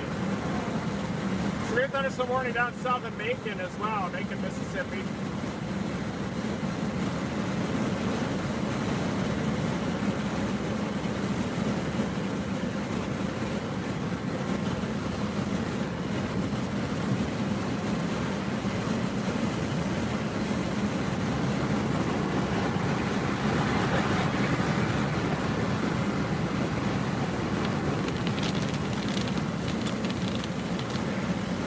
Sweet!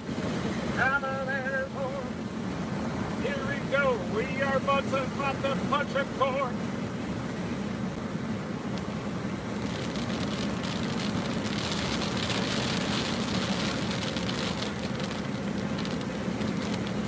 Yeah.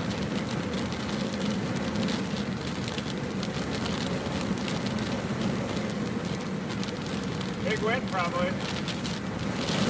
There we go, big win. Yep. Decent win. Win bag.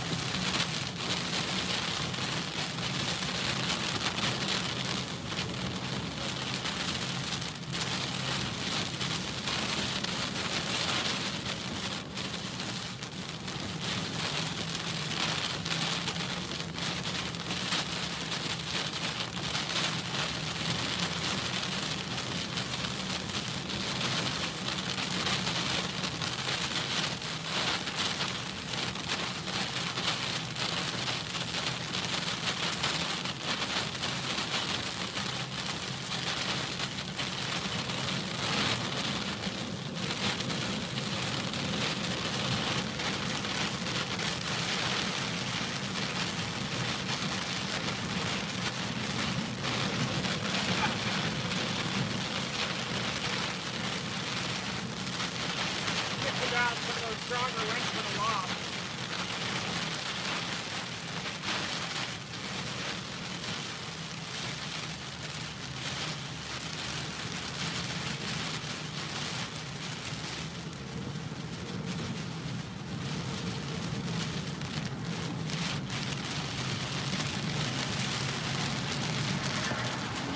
Yeah, behind it.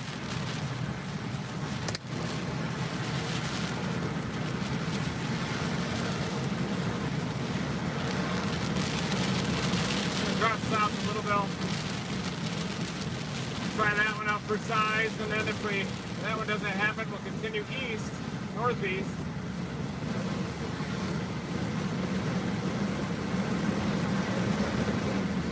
Seems like these are just getting pummeled by that rain-cooled air now, doesn't it? Boundaries sliding south. Boundaries starting to dominate.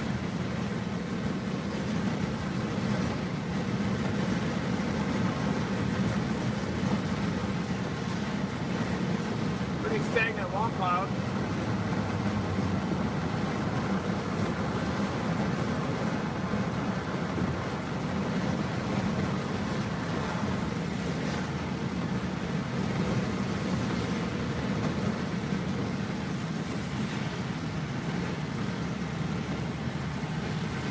HP and too cold, I think.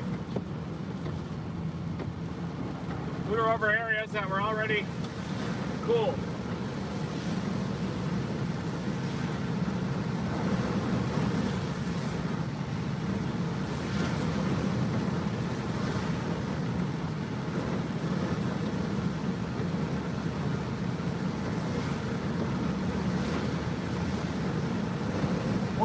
Then I'm dropping south. We're shifting from staying in front to dropping south down the different convergent bands.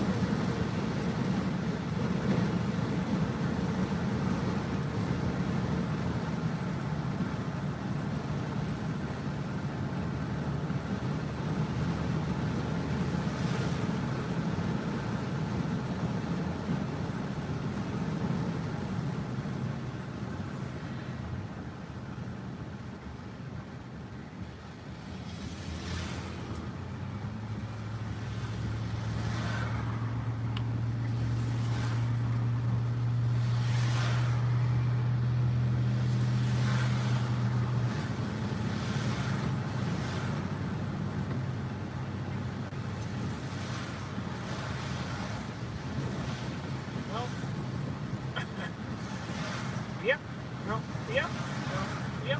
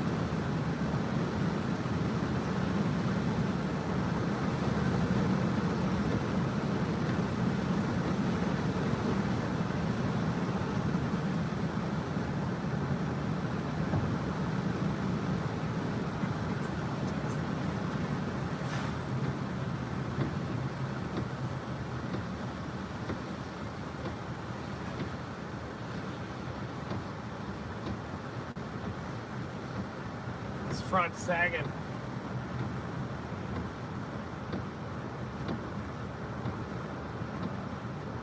See it off the north.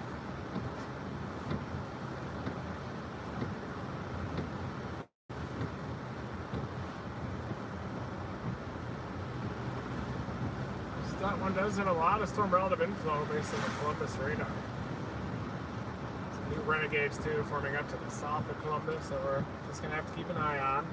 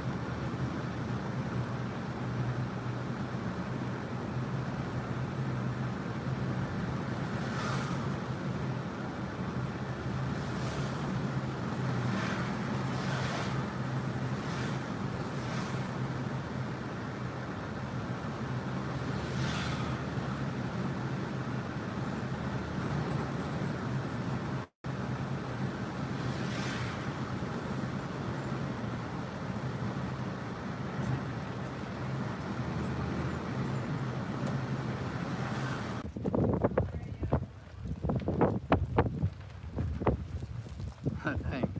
You could almost fly if you did have an umbrella, man.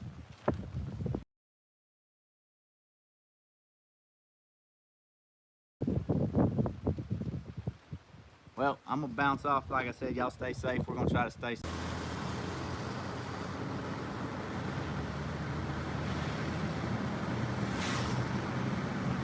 Damn, I got a Space Needle.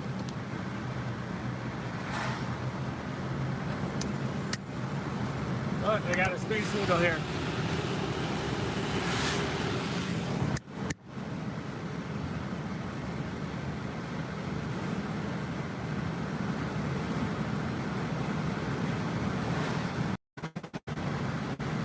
Now we're dropping south of this next storm. Probably not gonna look that incredible at this point. Something's missing with this setup, most certainly. But it does seem to be that bubbler down south of Macon that has my eye now as well.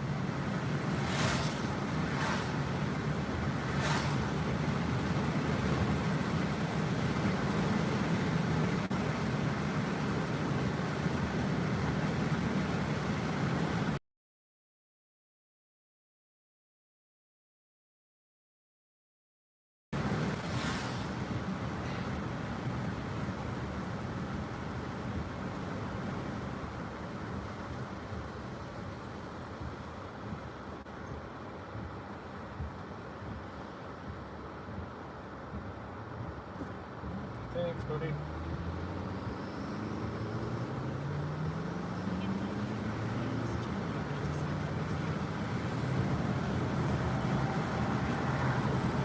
See how these supercells are more oriented north-south again? Something like that is just not going to produce.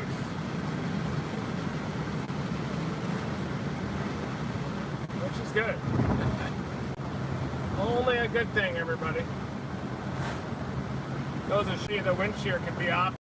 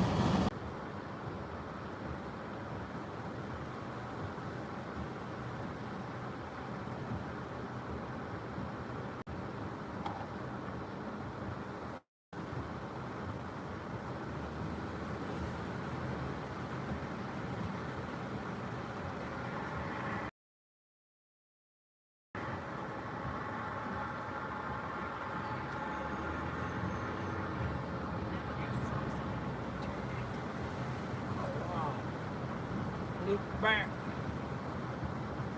My bad.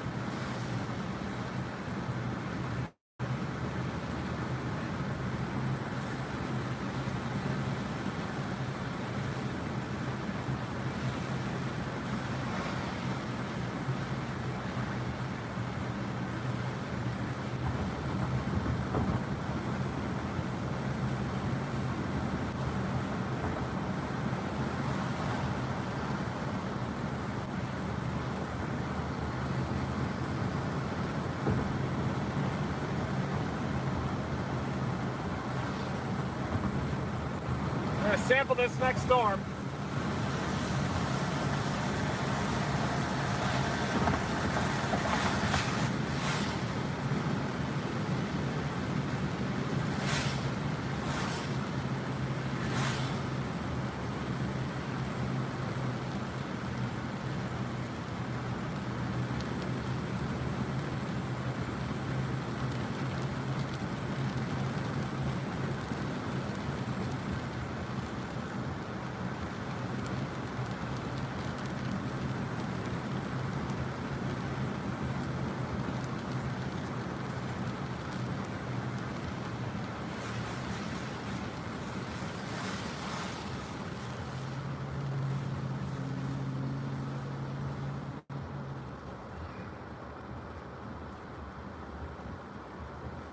coming up to us.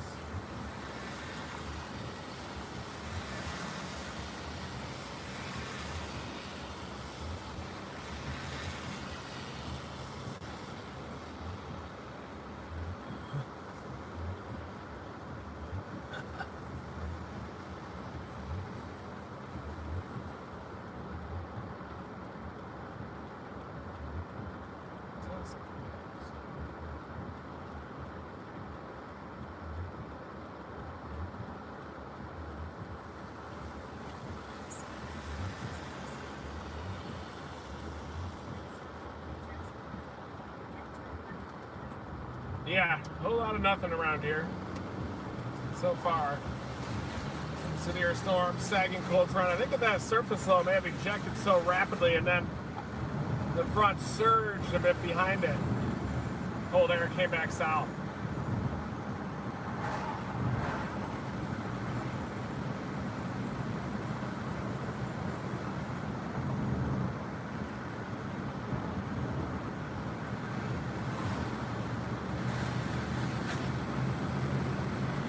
Next storm down. It's like ass. So I think these slightly elevated storms, they get that little low-level jet channel on the east side, and it looks like they're wrapping up big time. It's likely that a couple of those early storms there is a little bit of a wall cloud on it back behind. We'll just have to see what it looks like.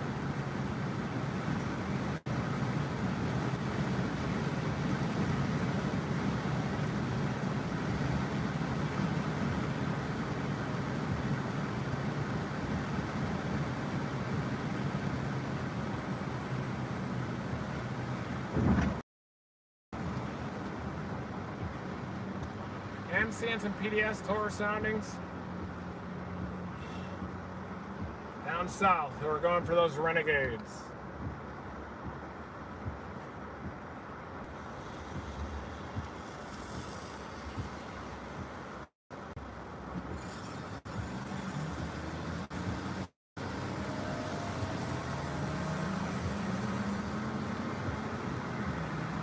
Well, the front is definitely sagging behind the surface low. 69 degrees right here, according to the Dominator 4. About to see a little bit of an elevated wall cloud structure off to the right. And my concern is now shifting toward those Renegades to the south of Macon, Mississippi. Some soundings to the north of Tuscaloosa support a PDS tornado.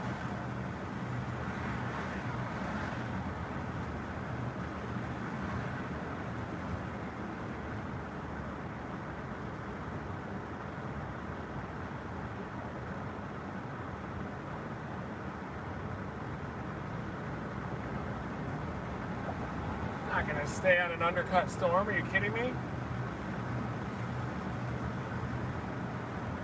Inflow is tapped. We saw that with those weak surface winds down there near Rogersville. Global jet is perpendicular, or is parallel to the boundary. God, I'd love to get some Taco Bell in here. Just eat about 10 bean burritos and then drop south, but just not. Woo! Woo!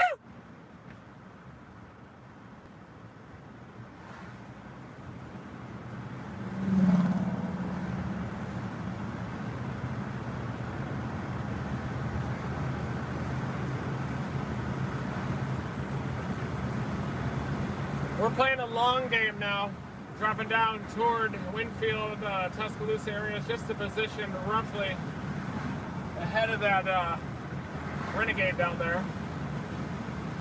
Shifting gears, that's what these severe weather outbreaks do, you shift gears.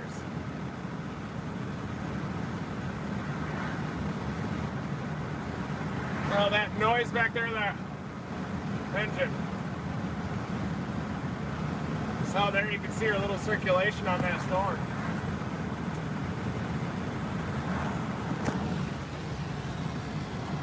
Just a little undercut.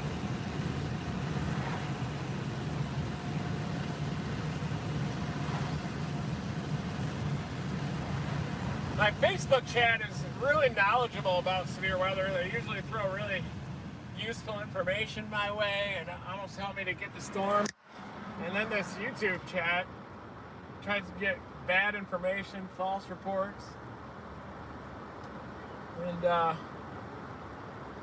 yeah, be different age groups between the two, which is fine. Weather enthusiasts are all age groups.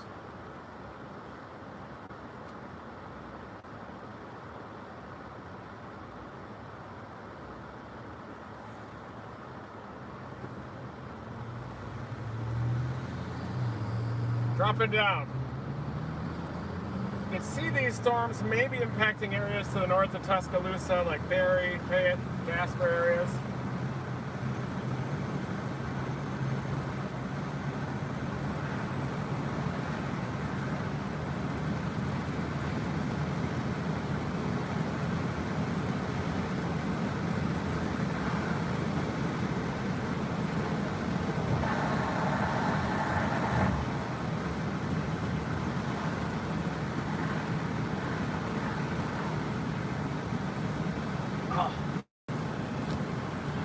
Elevated. See how soft it looks? You know, it's an elevated mesocyclone above it, but it's soft. Soft as Charmin out there.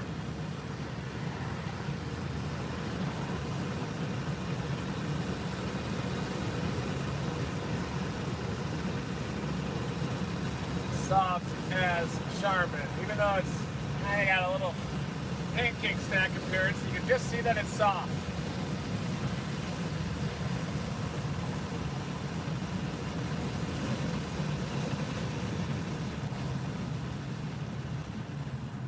Usually the south side of the shelf will look most interesting with these undercut storms.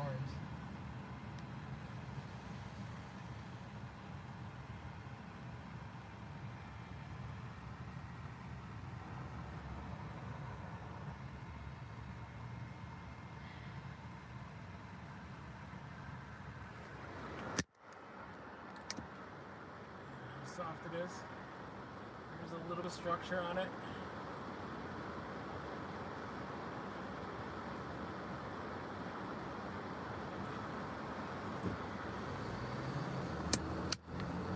Thank you, Facebook viewers, for being so awesome.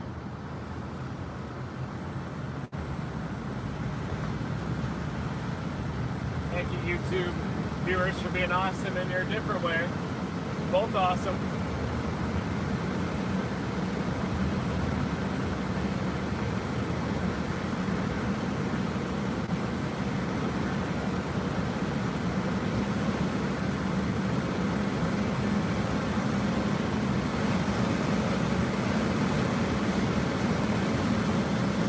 So if you guys are following me, I am considering a full send onto these Renegades.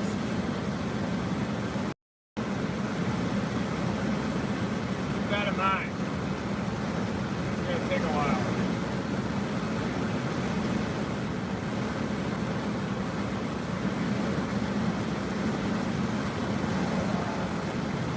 Can't sleep on these outbreaks. I've chased a lot of these and was calling a bus or calling it done, and then all hell breaks loose after dark.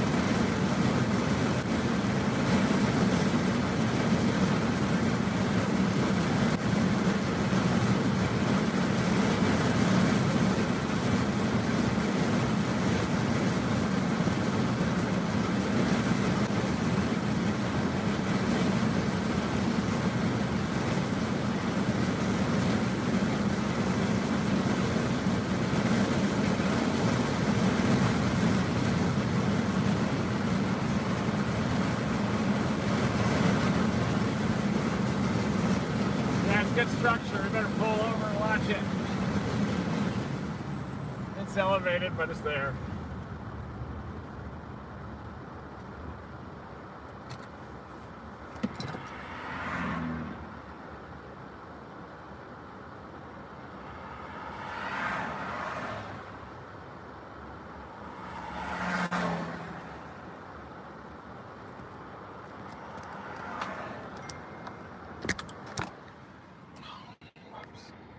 Show the structure to you guys. It's elevated, front undercutting it. That's right, it's undercut, isn't it?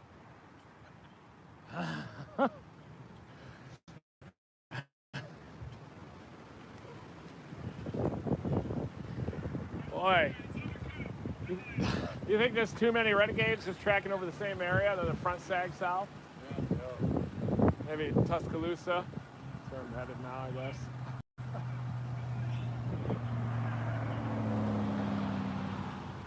Where we was at earlier, they was talking about a potential storm producing a tornado about Barron, where we was earlier. Yeah. Did it end up going tornadic up there? I The don't know. HP? It didn't pop up. Up in Tennessee? 31 about Barron tornado for a meteor. But I got located earlier. Producing a tornado is approaching. Oh, 31. Yeah. 31 minutes ago. So where we was. Yeah. We were close. I think the thing got undercut with those calm winds on Robertville. And there's cooler air over that way too. Yeah, it's weird. Yeah. The temp dropped. Yeah. Even before the rain got there. Yeah. Now look at it. It's starting to. I'm not worried. Hey, Josh! I bet he's watching still. I think I'm gonna blast southeast of Tuscaloosa over the hope of those Renegades. Some decent soundings down there. Afternoon. How you doing? Pretty good. Just caught up with you a few minutes ago. Yeah, I'm gonna drop south to Tuscaloosa. Take an hour and a half to get down there, but maybe some Renegades in the open warm sector. Wow, it's about the only spot left. It's got enough juice. Tennessee. That last one was pretty Where would it be? Yeah. What a tilted updraft. See how tilted it is? Undercut, front sagging south. Regardless of what it does, pretty photogenic. It is beautiful. You see the one by Minor? Yeah. Yeah. And it looks good, except see how these cells are more oriented north-south? They're undercut. The Linville going so up. They're not oriented parallel to the shear. The forward plane are kind of perpendicular to it. That one's a little bit more parallel to it, but the front sagging south. Yeah. Low level It's starting to build up again. Yeah, I think that's all undercut though. Yeah. So this front surges south and we're getting development behind maybe. I don't know though. Yeah, maybe that thing will.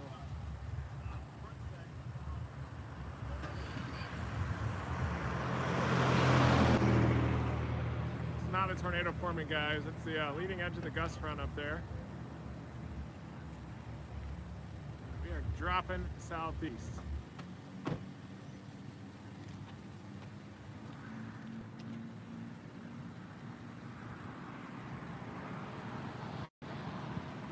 Better get some footage on my other phone here too. Good.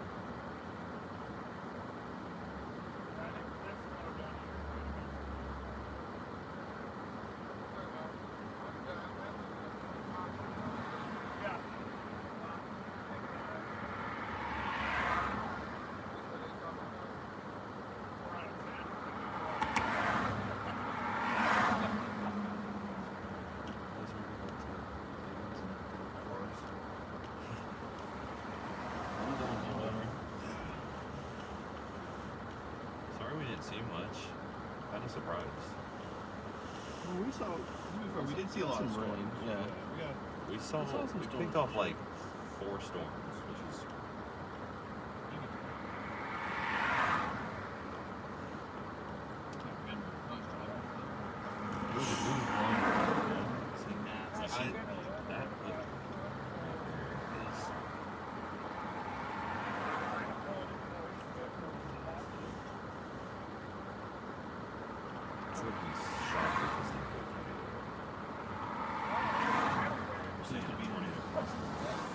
yeah, this is tiny compared to it. This is, I was mean, like, what the? so this is.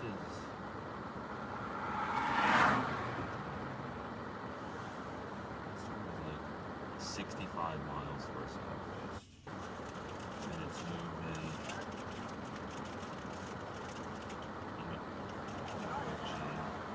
At 40 miles an hour, so it's going to take an hour and a half for this one to get here, and by that then it's going to be much better. So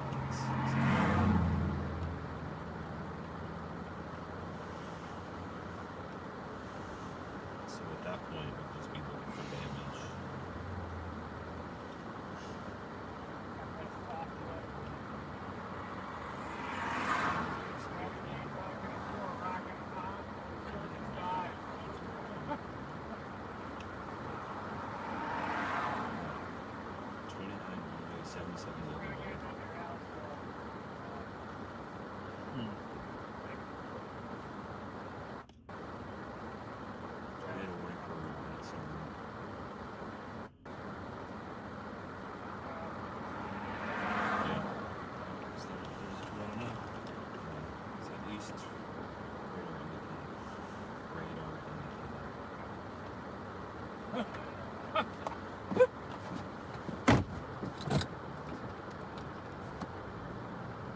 Hi.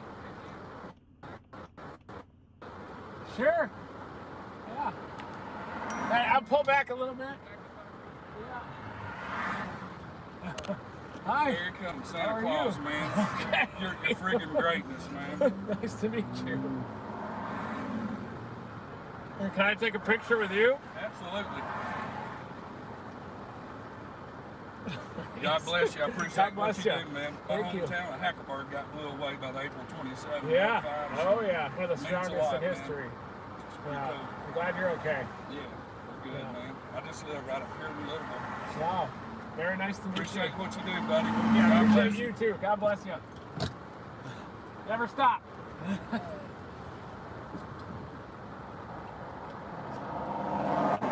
to the house. Just go, keep going straight this way. Yeah, I gotta go southwest. I think. What? Yeah, the one we left got warned. You gotta be kidding me. Christ. And it is warned. Boy, does it look possible that we eventually go into a tornado. Yeah, that's the one that we were on a little earlier. Muscle Shoals. There's the warning, everybody. Approaching I-65. Just west of Elkton. That's exactly where we were. We would have got a flat tire there west of Elkton. We'd still be on it, but that's right where that other one started to wrap up as well. Just northeast of Bethel. West of Elkton. Maybe back there, right behind that gust front. Colors right next to each other. That's probably where it is. Northwest of Bethel. It went into some of those hills up there and then has expanded. Not seeing a correlation drop on it, but I'm way far away from the radar. Maybe a little bit of a drop in there. Well, looking on Huntsville, it's not looking as organized as it was. Looks like still maybe a little bit outflow dominant. That's your tornado warning. That's 106 miles an hour. I'm dropping down to that Renegade.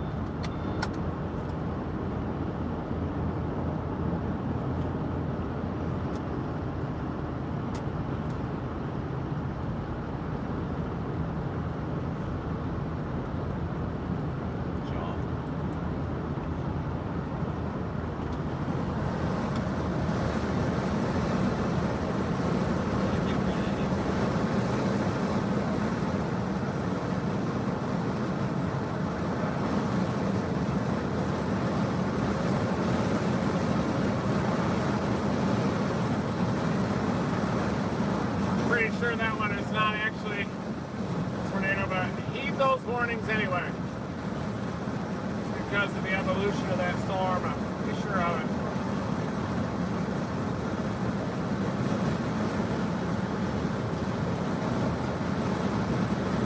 Going for these renegades now. New band of renegades that has initiated in central Mississippi. I think that the shear should be good. You can see that renegade down to the south.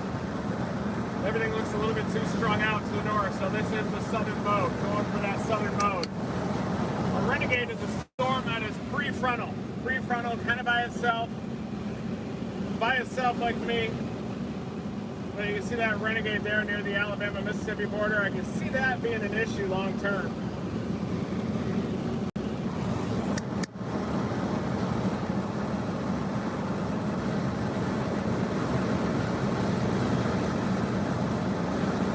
South on 43. And Phil Campbell, I'll take a right. Drop in on your fan. And we'll drop right in corner pocket like Chance.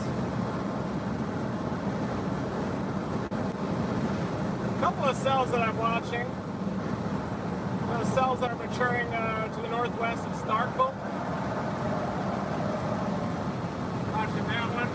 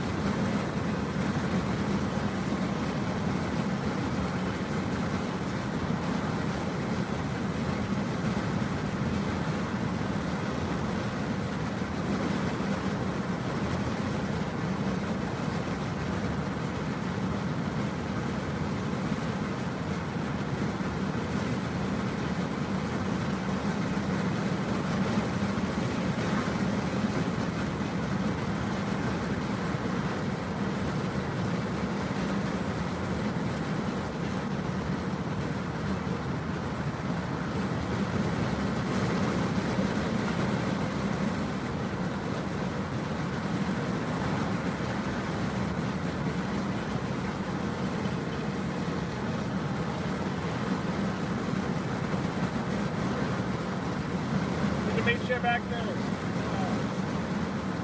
Is that confirmed?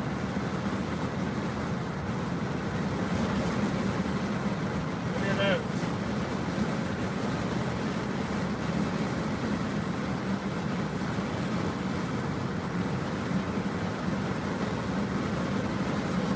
It looks to me like it's kind of bulging out and getting undercut, but it is possible that that hook back on the northwest side, northeast of Bethel, that might be trying to wrap up.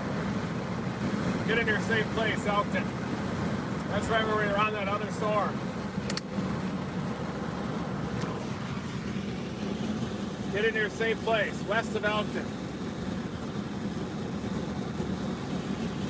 But I think that it looks to me like it's a little bit outflow dominant, maybe up in there, but remember all those hills when we were chasing in there, lost signal? Yeah, storm we were on was starting to rotate. I just tweeted a video of it, but kind of shows that the hills can do some things with these. It's a PhD dissertation by Tony Leza. Nice one, Leza. Good one. He researched how the terrain can help to encourage tornado genesis of these mature storms that influence the low-level shear profile.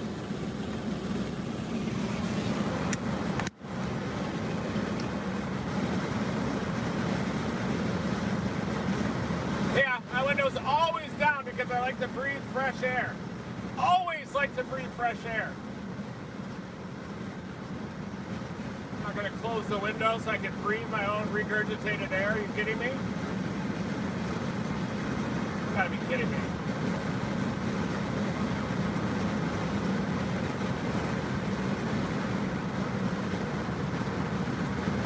We're shifting a bit toward nocturnal storm chasing mode now.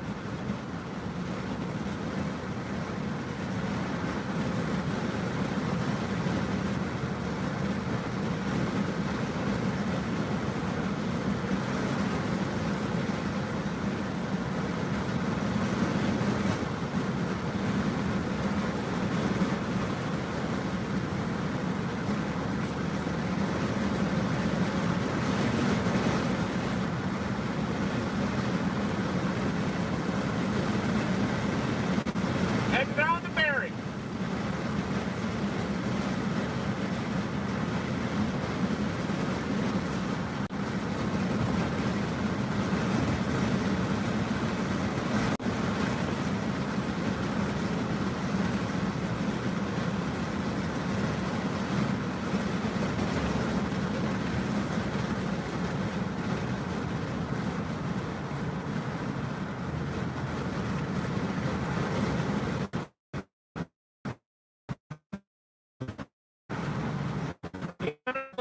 Snow, I'll intercept.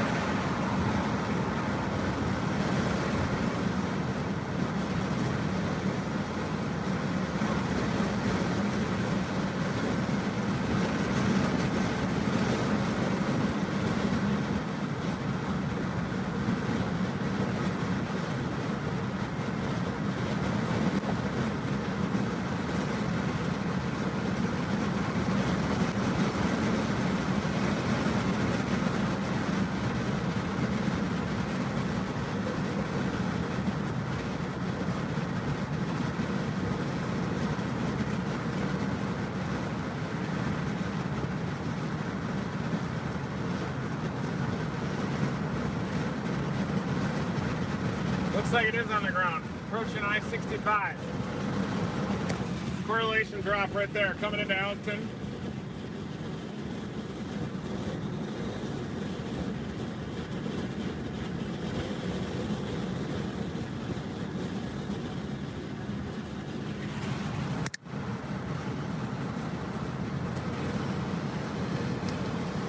You guys still want me to be on that. I wouldn't have a signal. You'd be wanting me to drive back to Dumas. But there is still looks to be a weak tornado there in the hills west of Elkton. That's right where we were, right where we turned around on that other Renegade.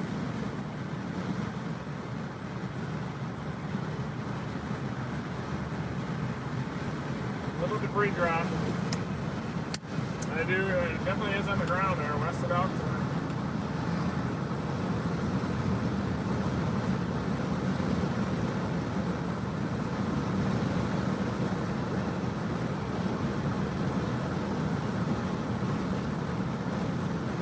Probably not.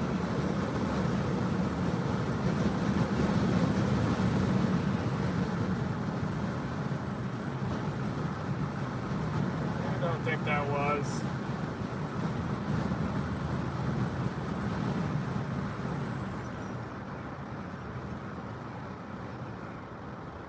Well, politics will be banned, but spamming is banned. Yeah, it's supposed to be just weather.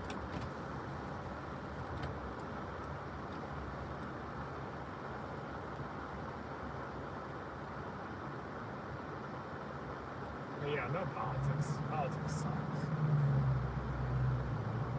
Just stick to weather over here. I'm totally happy sticking to weather. Staying in my lane. Yeah, that thing's not on the ground. Maybe it was a brief tornado, but that screams elevated, rain wrapped. Maybe it is back in there, right where that little thing is looping around. It's possible it could have spun out a tornado on that back side. See where that's looping around? or if they may have bulged all the way out. That's where I'd be looking right now. Elkton, though, get into your safe place along I-65.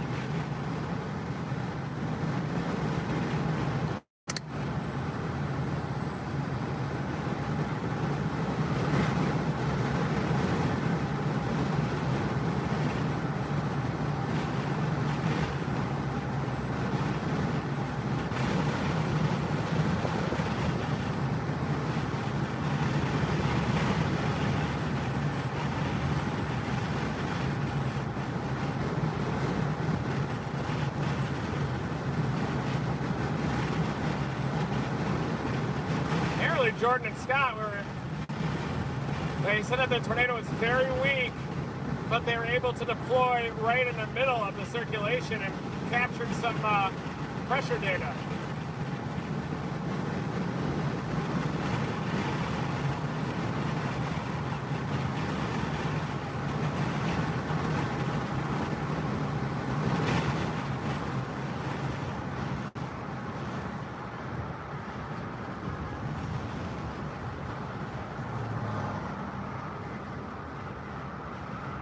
Yeah, it did say it was a very weak tornado. It might have been that little bird fart that we saw just west of I-65. It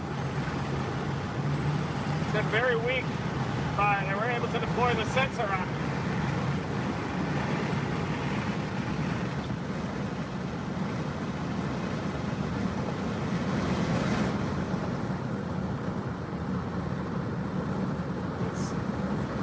It's Scott Peak, Jordan Hall up there. I gave him a Gravitron when we were in a path of that other storm, those two supercells. They kept chasing that one east, back up to Elkton, same area that I went, and so there was a brief tornado deployed on foot, the Gravitron sensor, so pretty excited to have that data.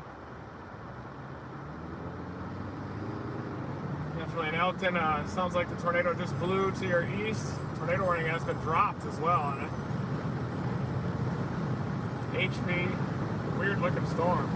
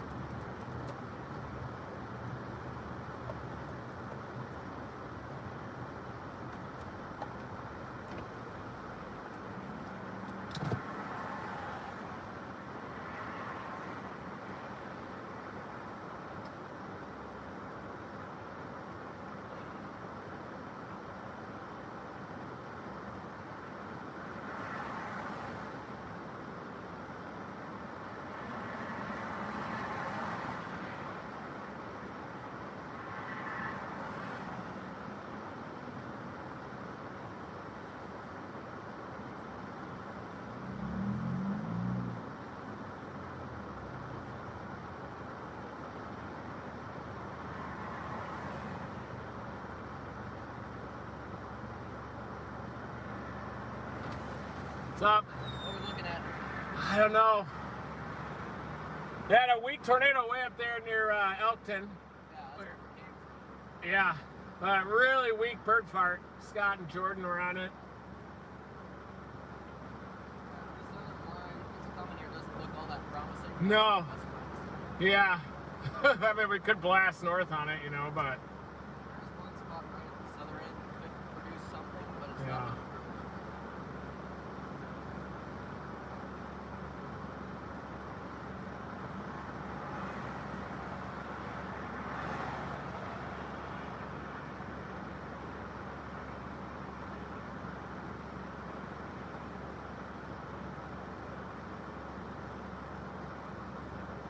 Approaching Columbus doesn't really have anything to speak of in it either.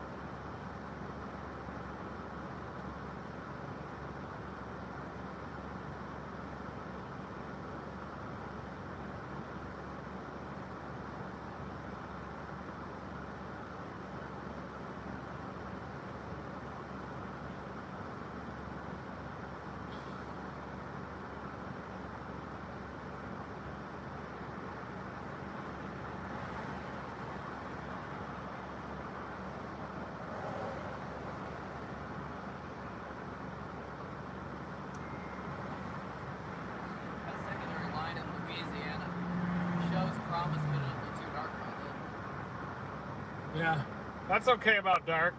I'm not afraid of the dark, are you? I don't have a problem with it. It's gotta be home. Yeah, okay. You have a curve? I don't have any weather data collectors or anything. Oh, yeah. Pretty much all visual. Well, good for you, man. You're doing good things out here. They went severe up north. I mean, yeah, it's more of a gust front, I think. That'd be the only option. That southern tail lost whatever rotation it is.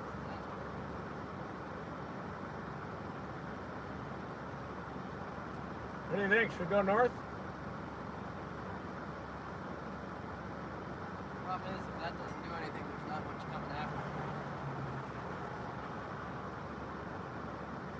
Yeah, and if that Renegade West that saw the Tupelo happens, we can always flip around and grab it. I think we gotta go back north. Good call. We'll flip her around.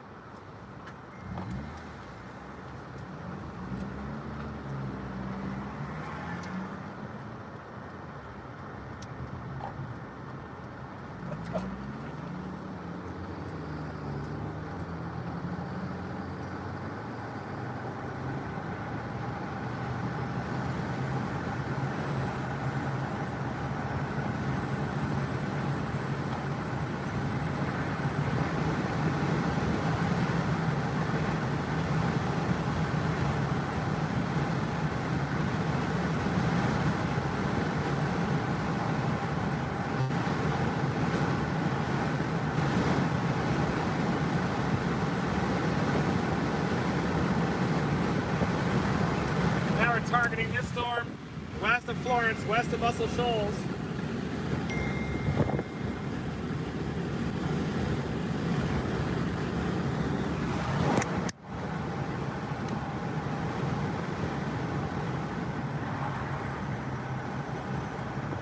That's the next one we're going after.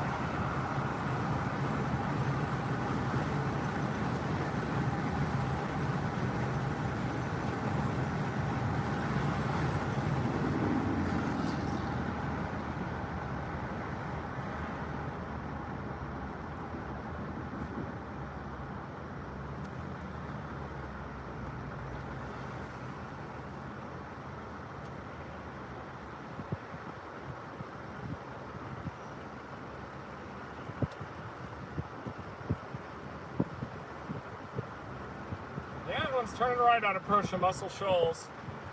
Must not be getting undercut by the boundary after all. The Renegades are maturing off to the southwest. Can easily sample this storm and also get south of those additional Renegades for the nocturnal mode.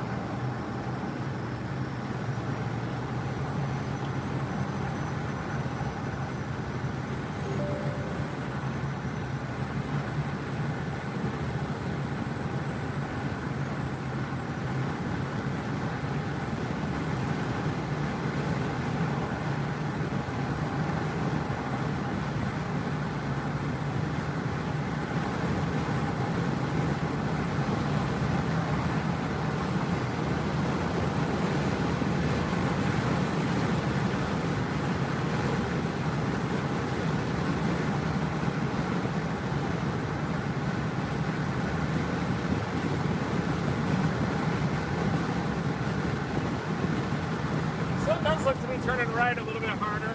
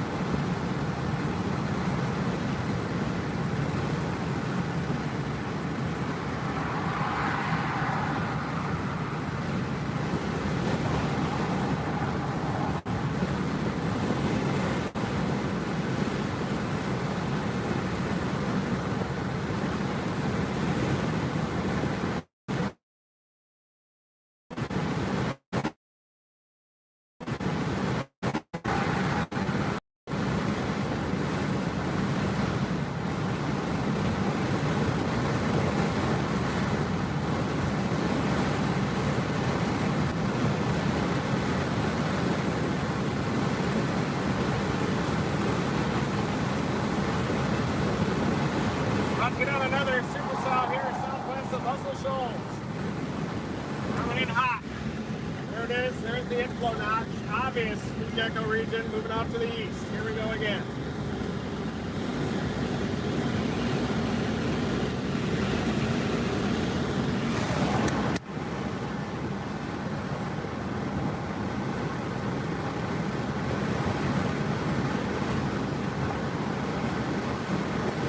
Next set.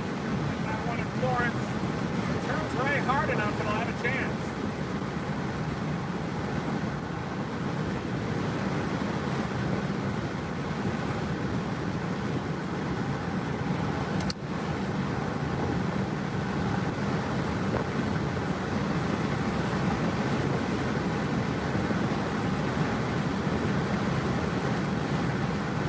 Wow, echo tops are exploding on it.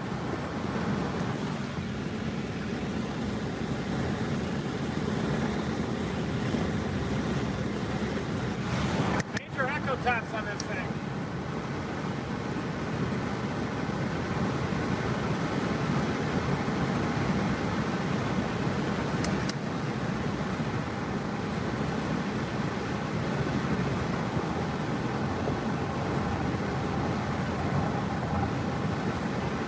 Rotation just southwest of Cherokee.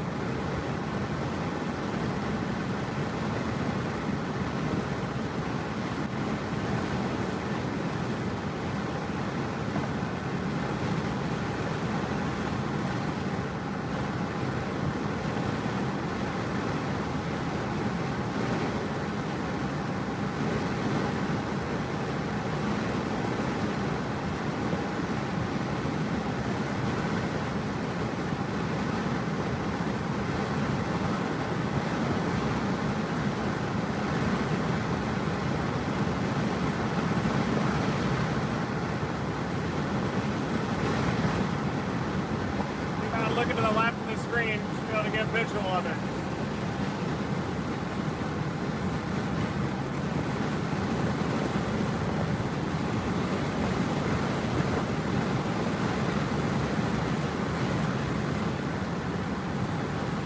Dark sky.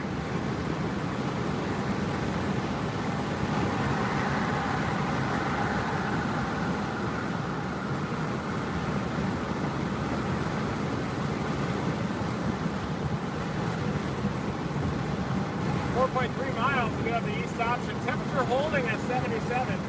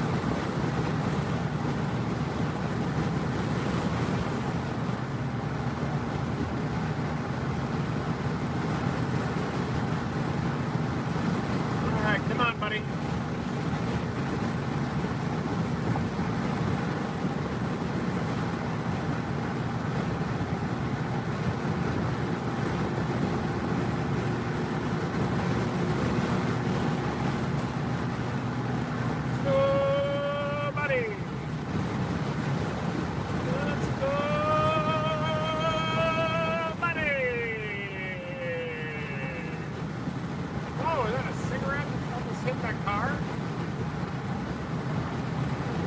Oh.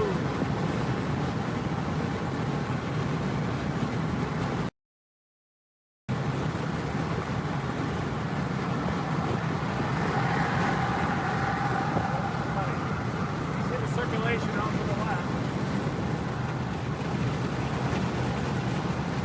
There's some lightning. See a lowering back to the left. Interesting. Well-defined lowering. Almost looks like a wedge up there, doesn't it?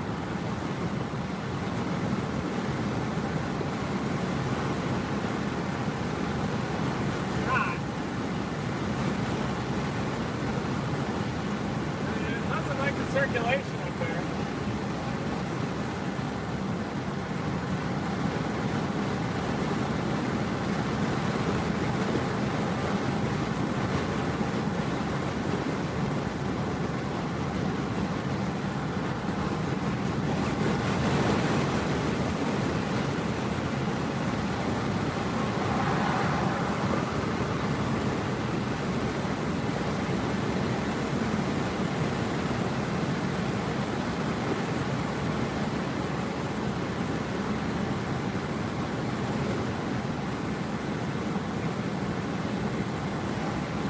Looks like a tornado up there.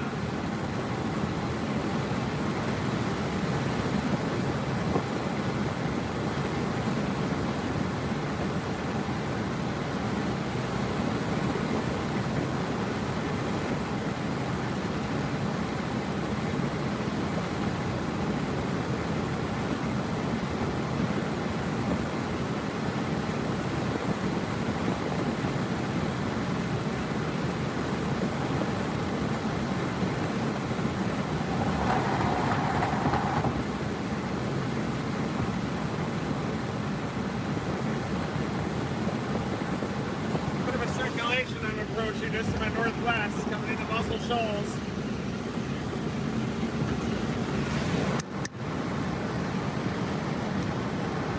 Pretty tight circulation here, coming into Muscle Shoals, even though I am on. And even though temperatures are 73.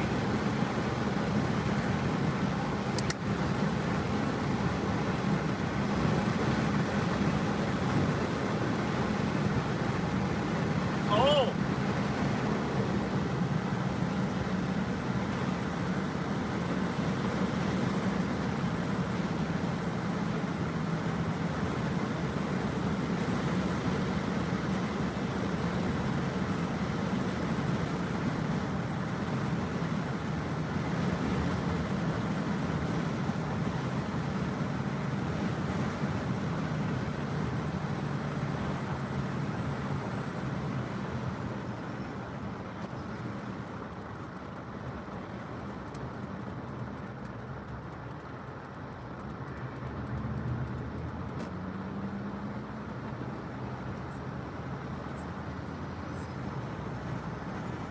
These things are cold. 60 degrees.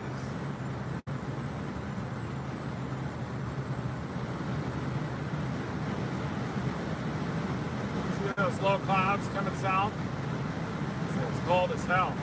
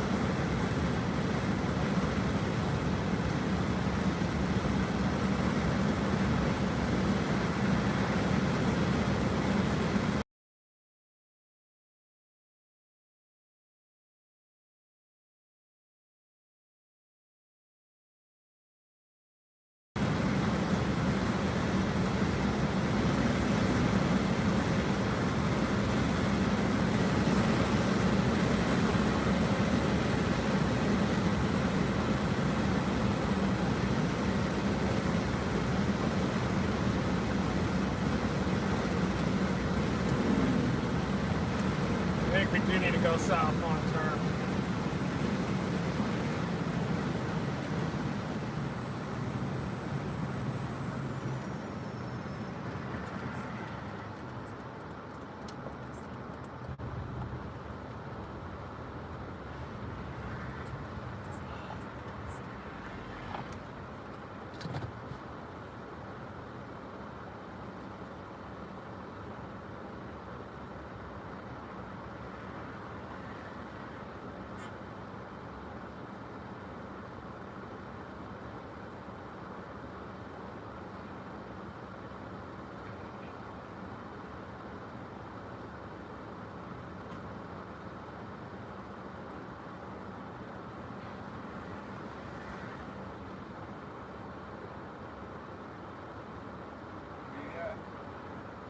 It just feels so cold up here. Yeah, those buddies that I gave the sensor to, they deployed on a bird fart tornado up there west of Elkton, right where we turned around. We got a flat tire up there, but I seen it.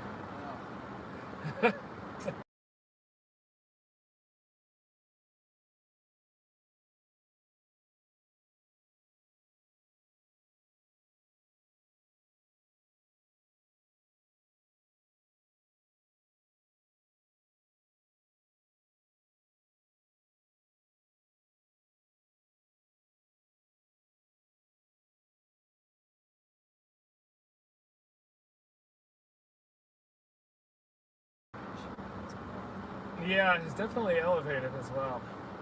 But I mean, this sky, like, just if you want to learn to read the sky, this is a bad looking sky for tornado potential.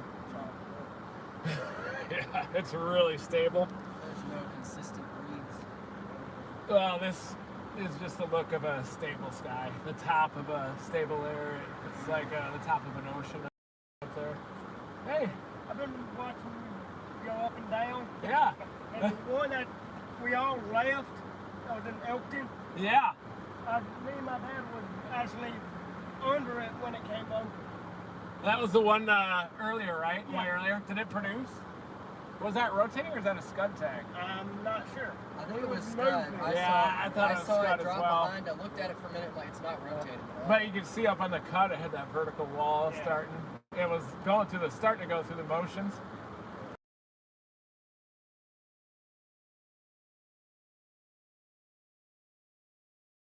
A lot of At the road. Been on a lot of bubblers.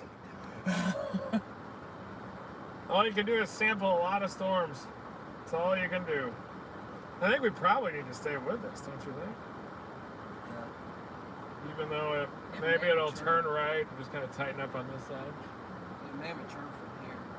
Yeah. It's a good starting point. I just think, usually when you have your boundaries shaped like that, storm motion parallel,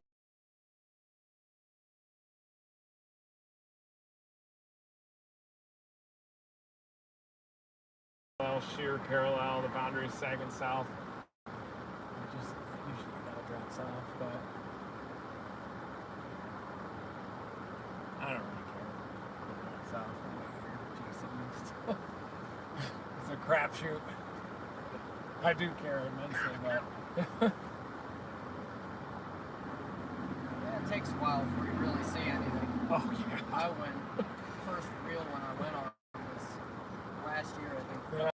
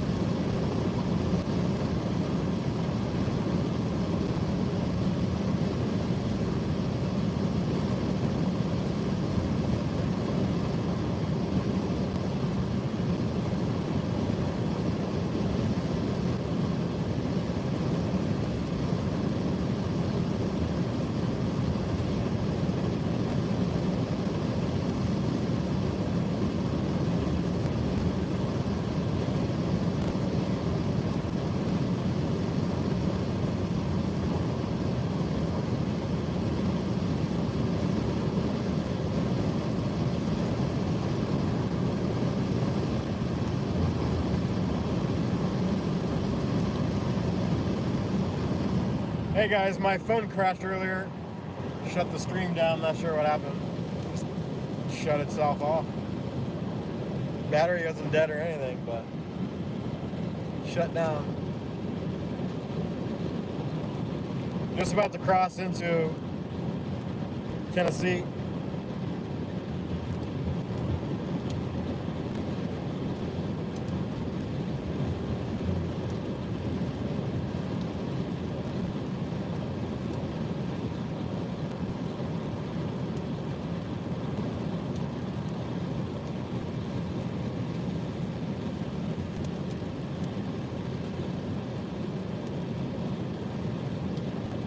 Tornado watch has been issued till 6 p.m. just came out.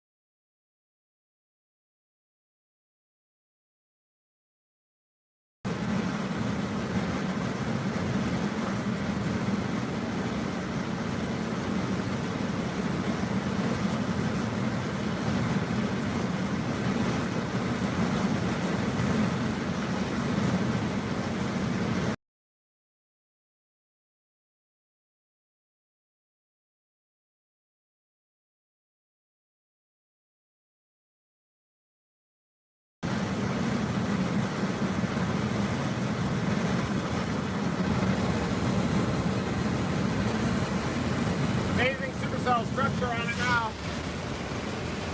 Pancake stack above it. Not more favorable for tornadoes. Sure.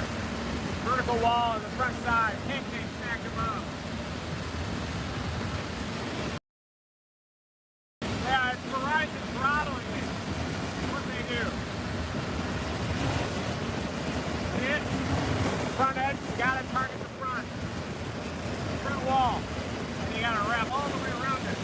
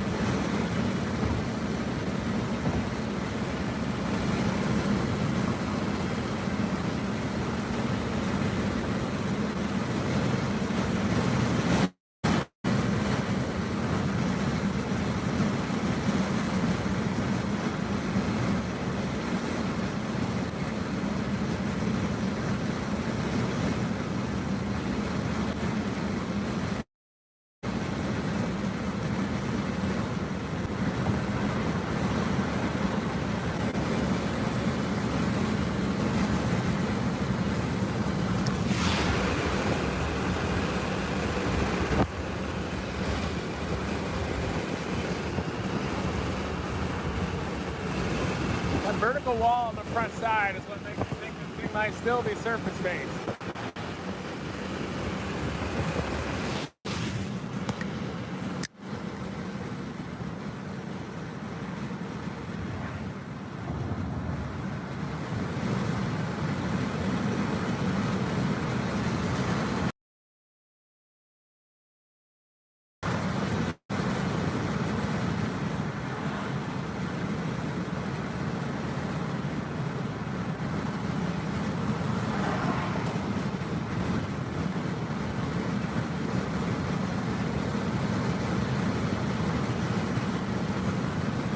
punch into it and find out.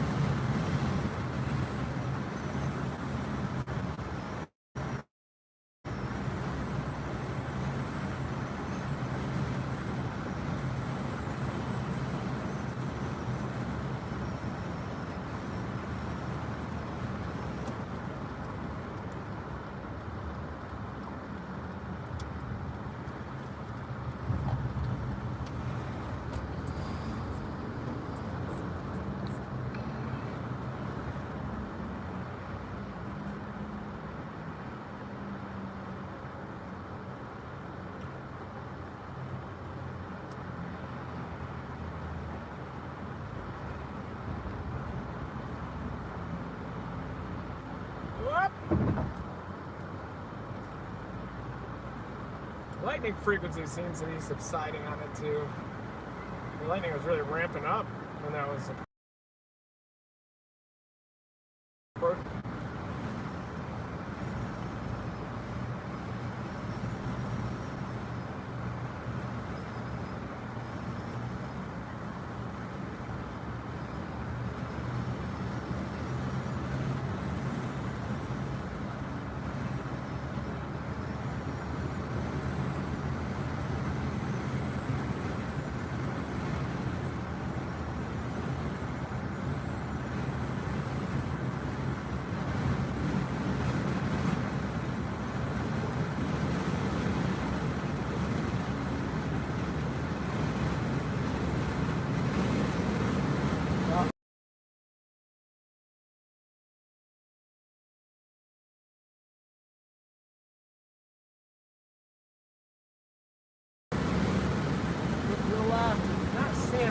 Maybe a wall out in there.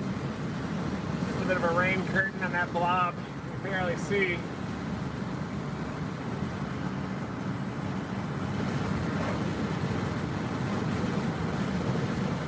Mess to me.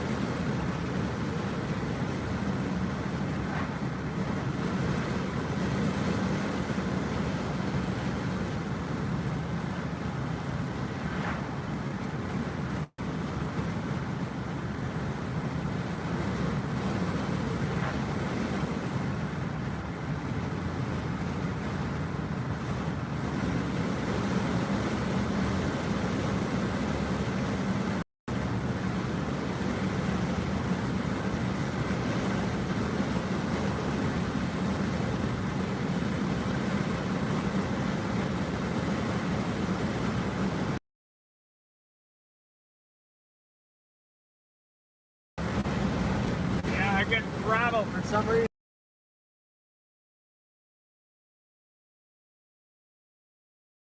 Look at that big shaft on the back side of this.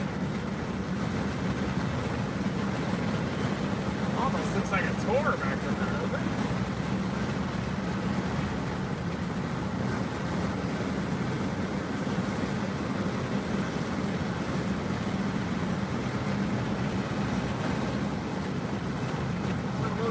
debris coming in.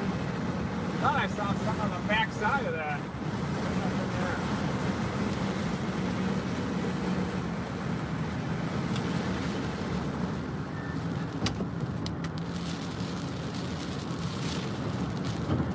Whoa.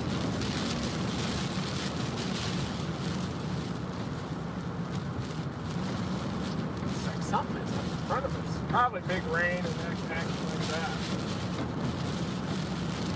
Swirling winds.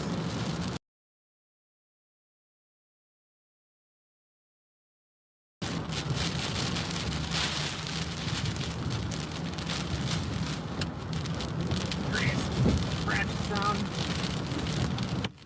Damn.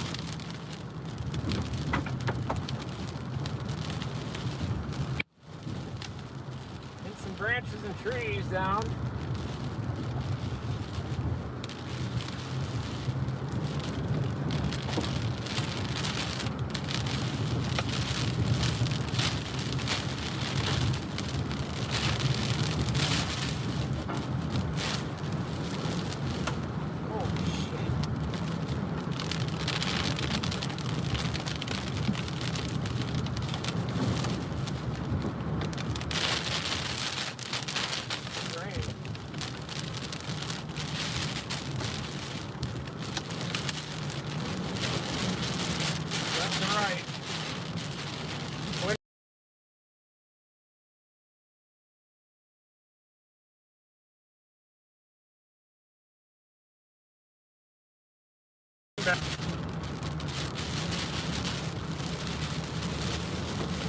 Rear input that.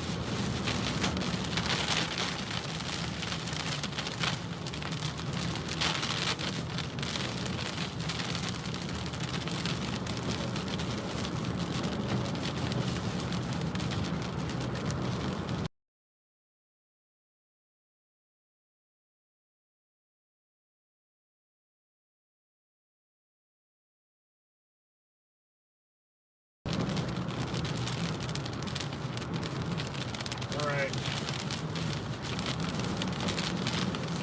Oh, power flashes.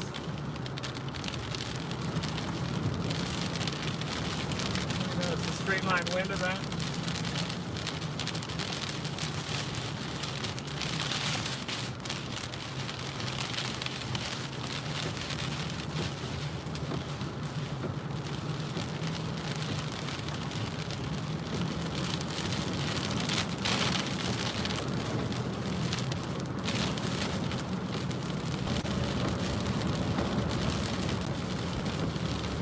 Big westerlies.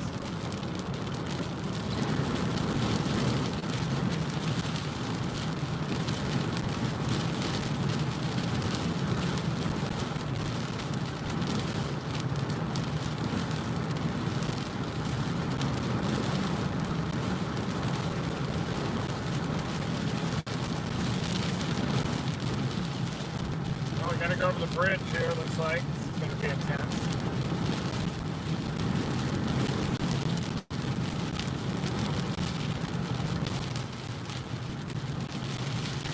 Smells like a flood.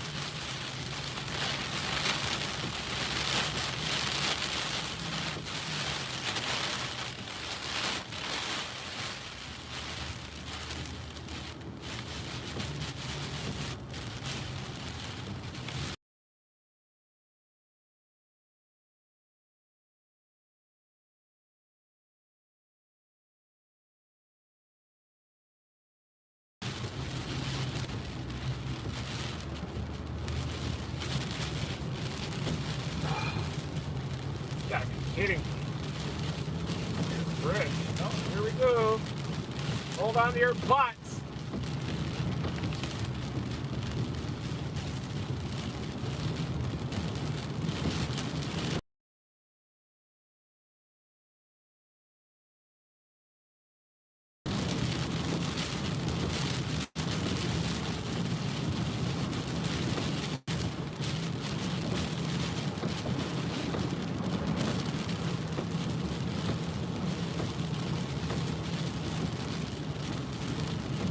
I'm a little afraid of heights and bridges and stuff, so that's why I always flip out when I go over bridges like this, even if it's on the back end of a storm. One time, I've had to go over bridges a couple of times when tornadoes were threatening me to. Because my broadcast failed. Nice.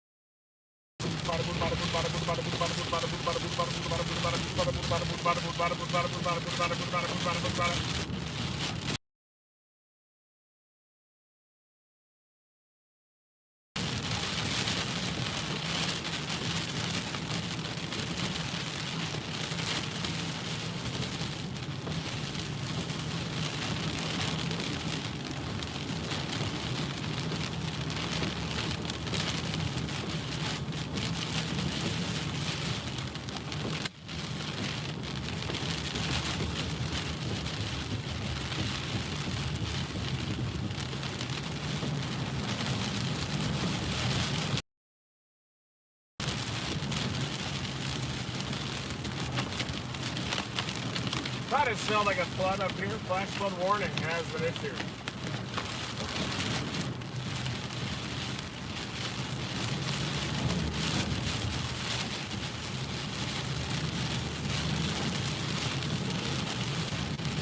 Come on, Data, stay with me.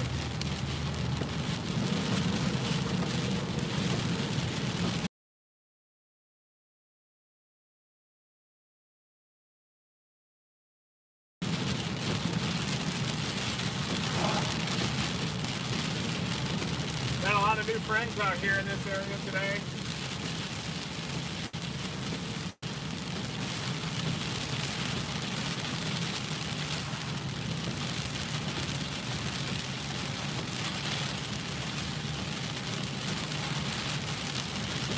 Yeah, 2 miles and I go east.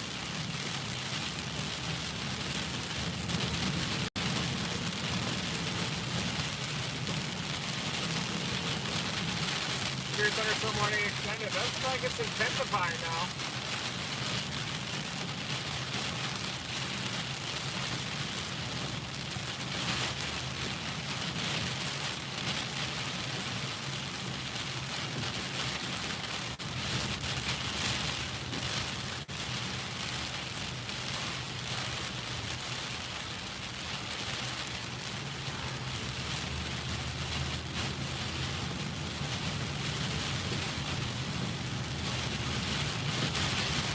And then we go east. It does look like that storm's intensifying again off to the east. We're right on its ass. 1.3, then we head east.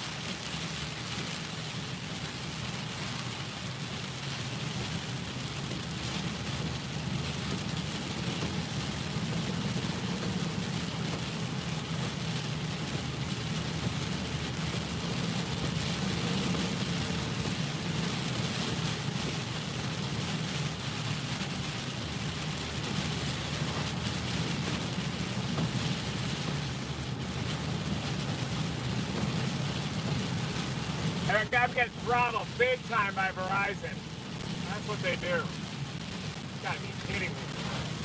Ah. Big corporations everywhere just trying to crush the individual.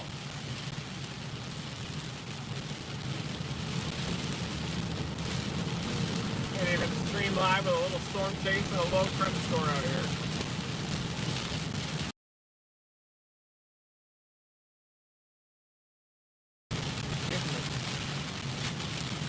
Just thankful I got these 2 AT&T phones. But AT&T just kicked me off.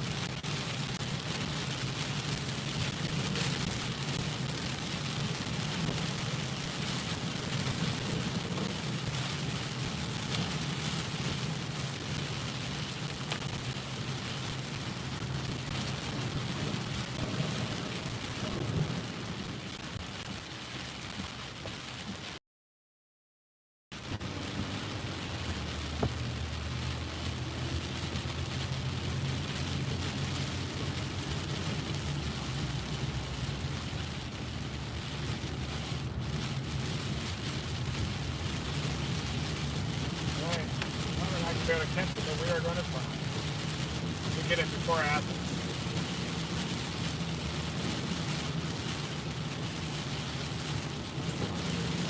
Oh yeah, I do. Definitely do have bipolar.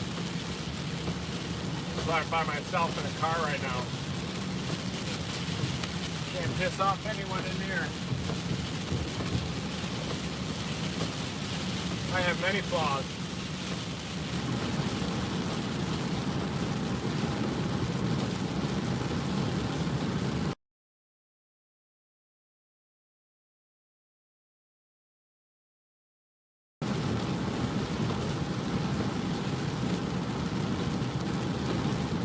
Yeah, this is what it's gonna be now.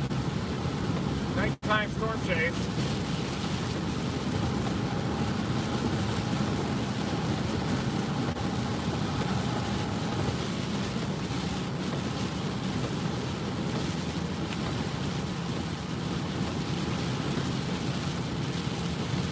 Yeah, they kicked me off the internet. Wow.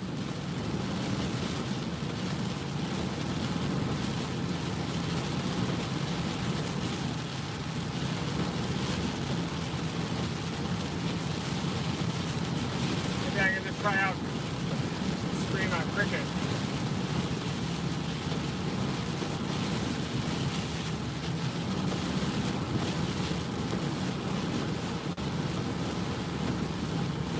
I would bet that my phone is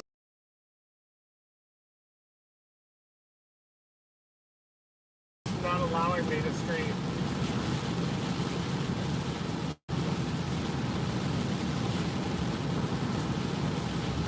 They're trying to straddle me across the board now.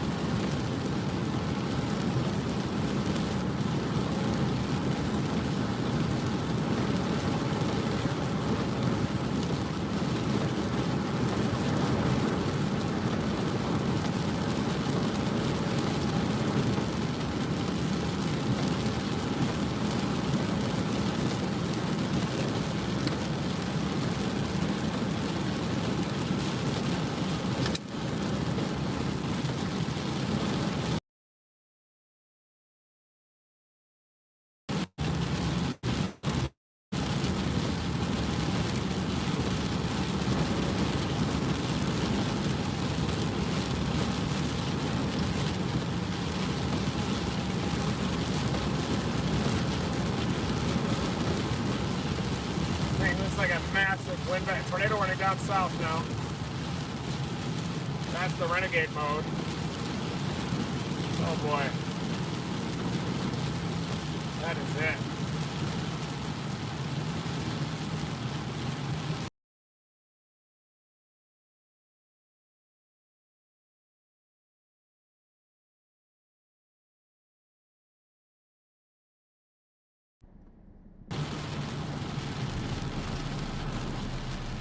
Turn in here, guys. Figure this out. We gotta get back southwest. Crazy ass outbreak.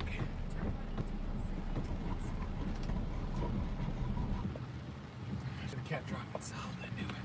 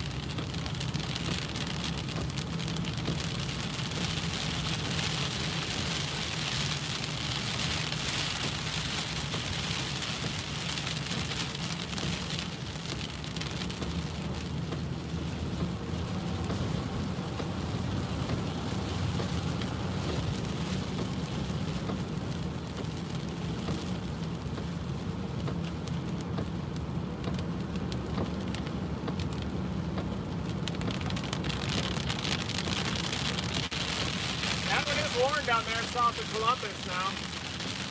Everybody. The Verizon's getting throttled. We're not supposed to do this, you know.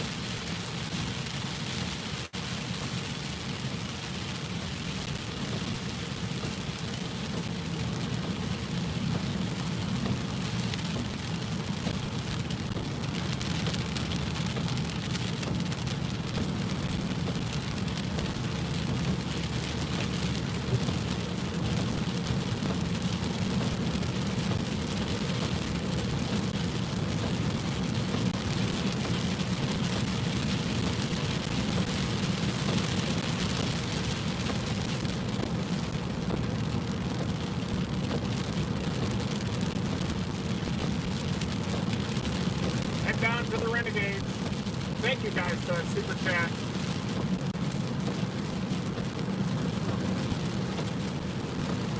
I wish I could buy more data, but you buy more data and there's a little fine print right at the bottom that says they'll throttle your ass.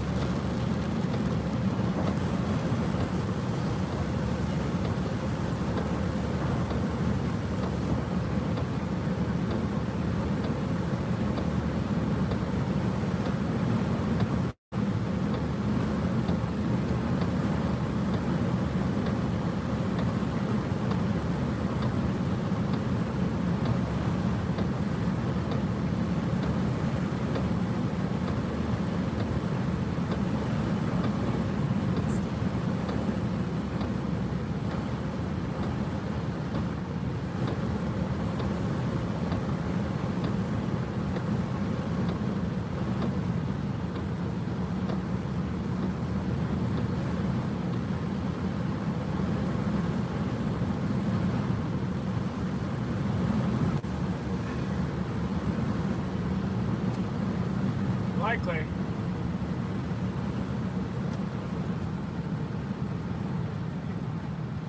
Yeah, it's probably going to be an all-night event. They had some bubblers during the daytime, but they weren't able to get deep enough. Looks like we're all going to Molten. There's some Echo Tops that are conglomerating southwest of Molten right there in green. That's where I'm going. In 1.4 miles, keep left onto State. Not messing around. We are not messing around.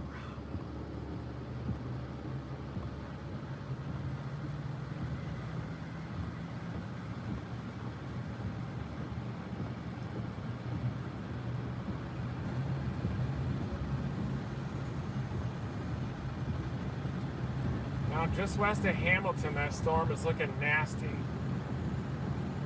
It's a big storm in terms of size.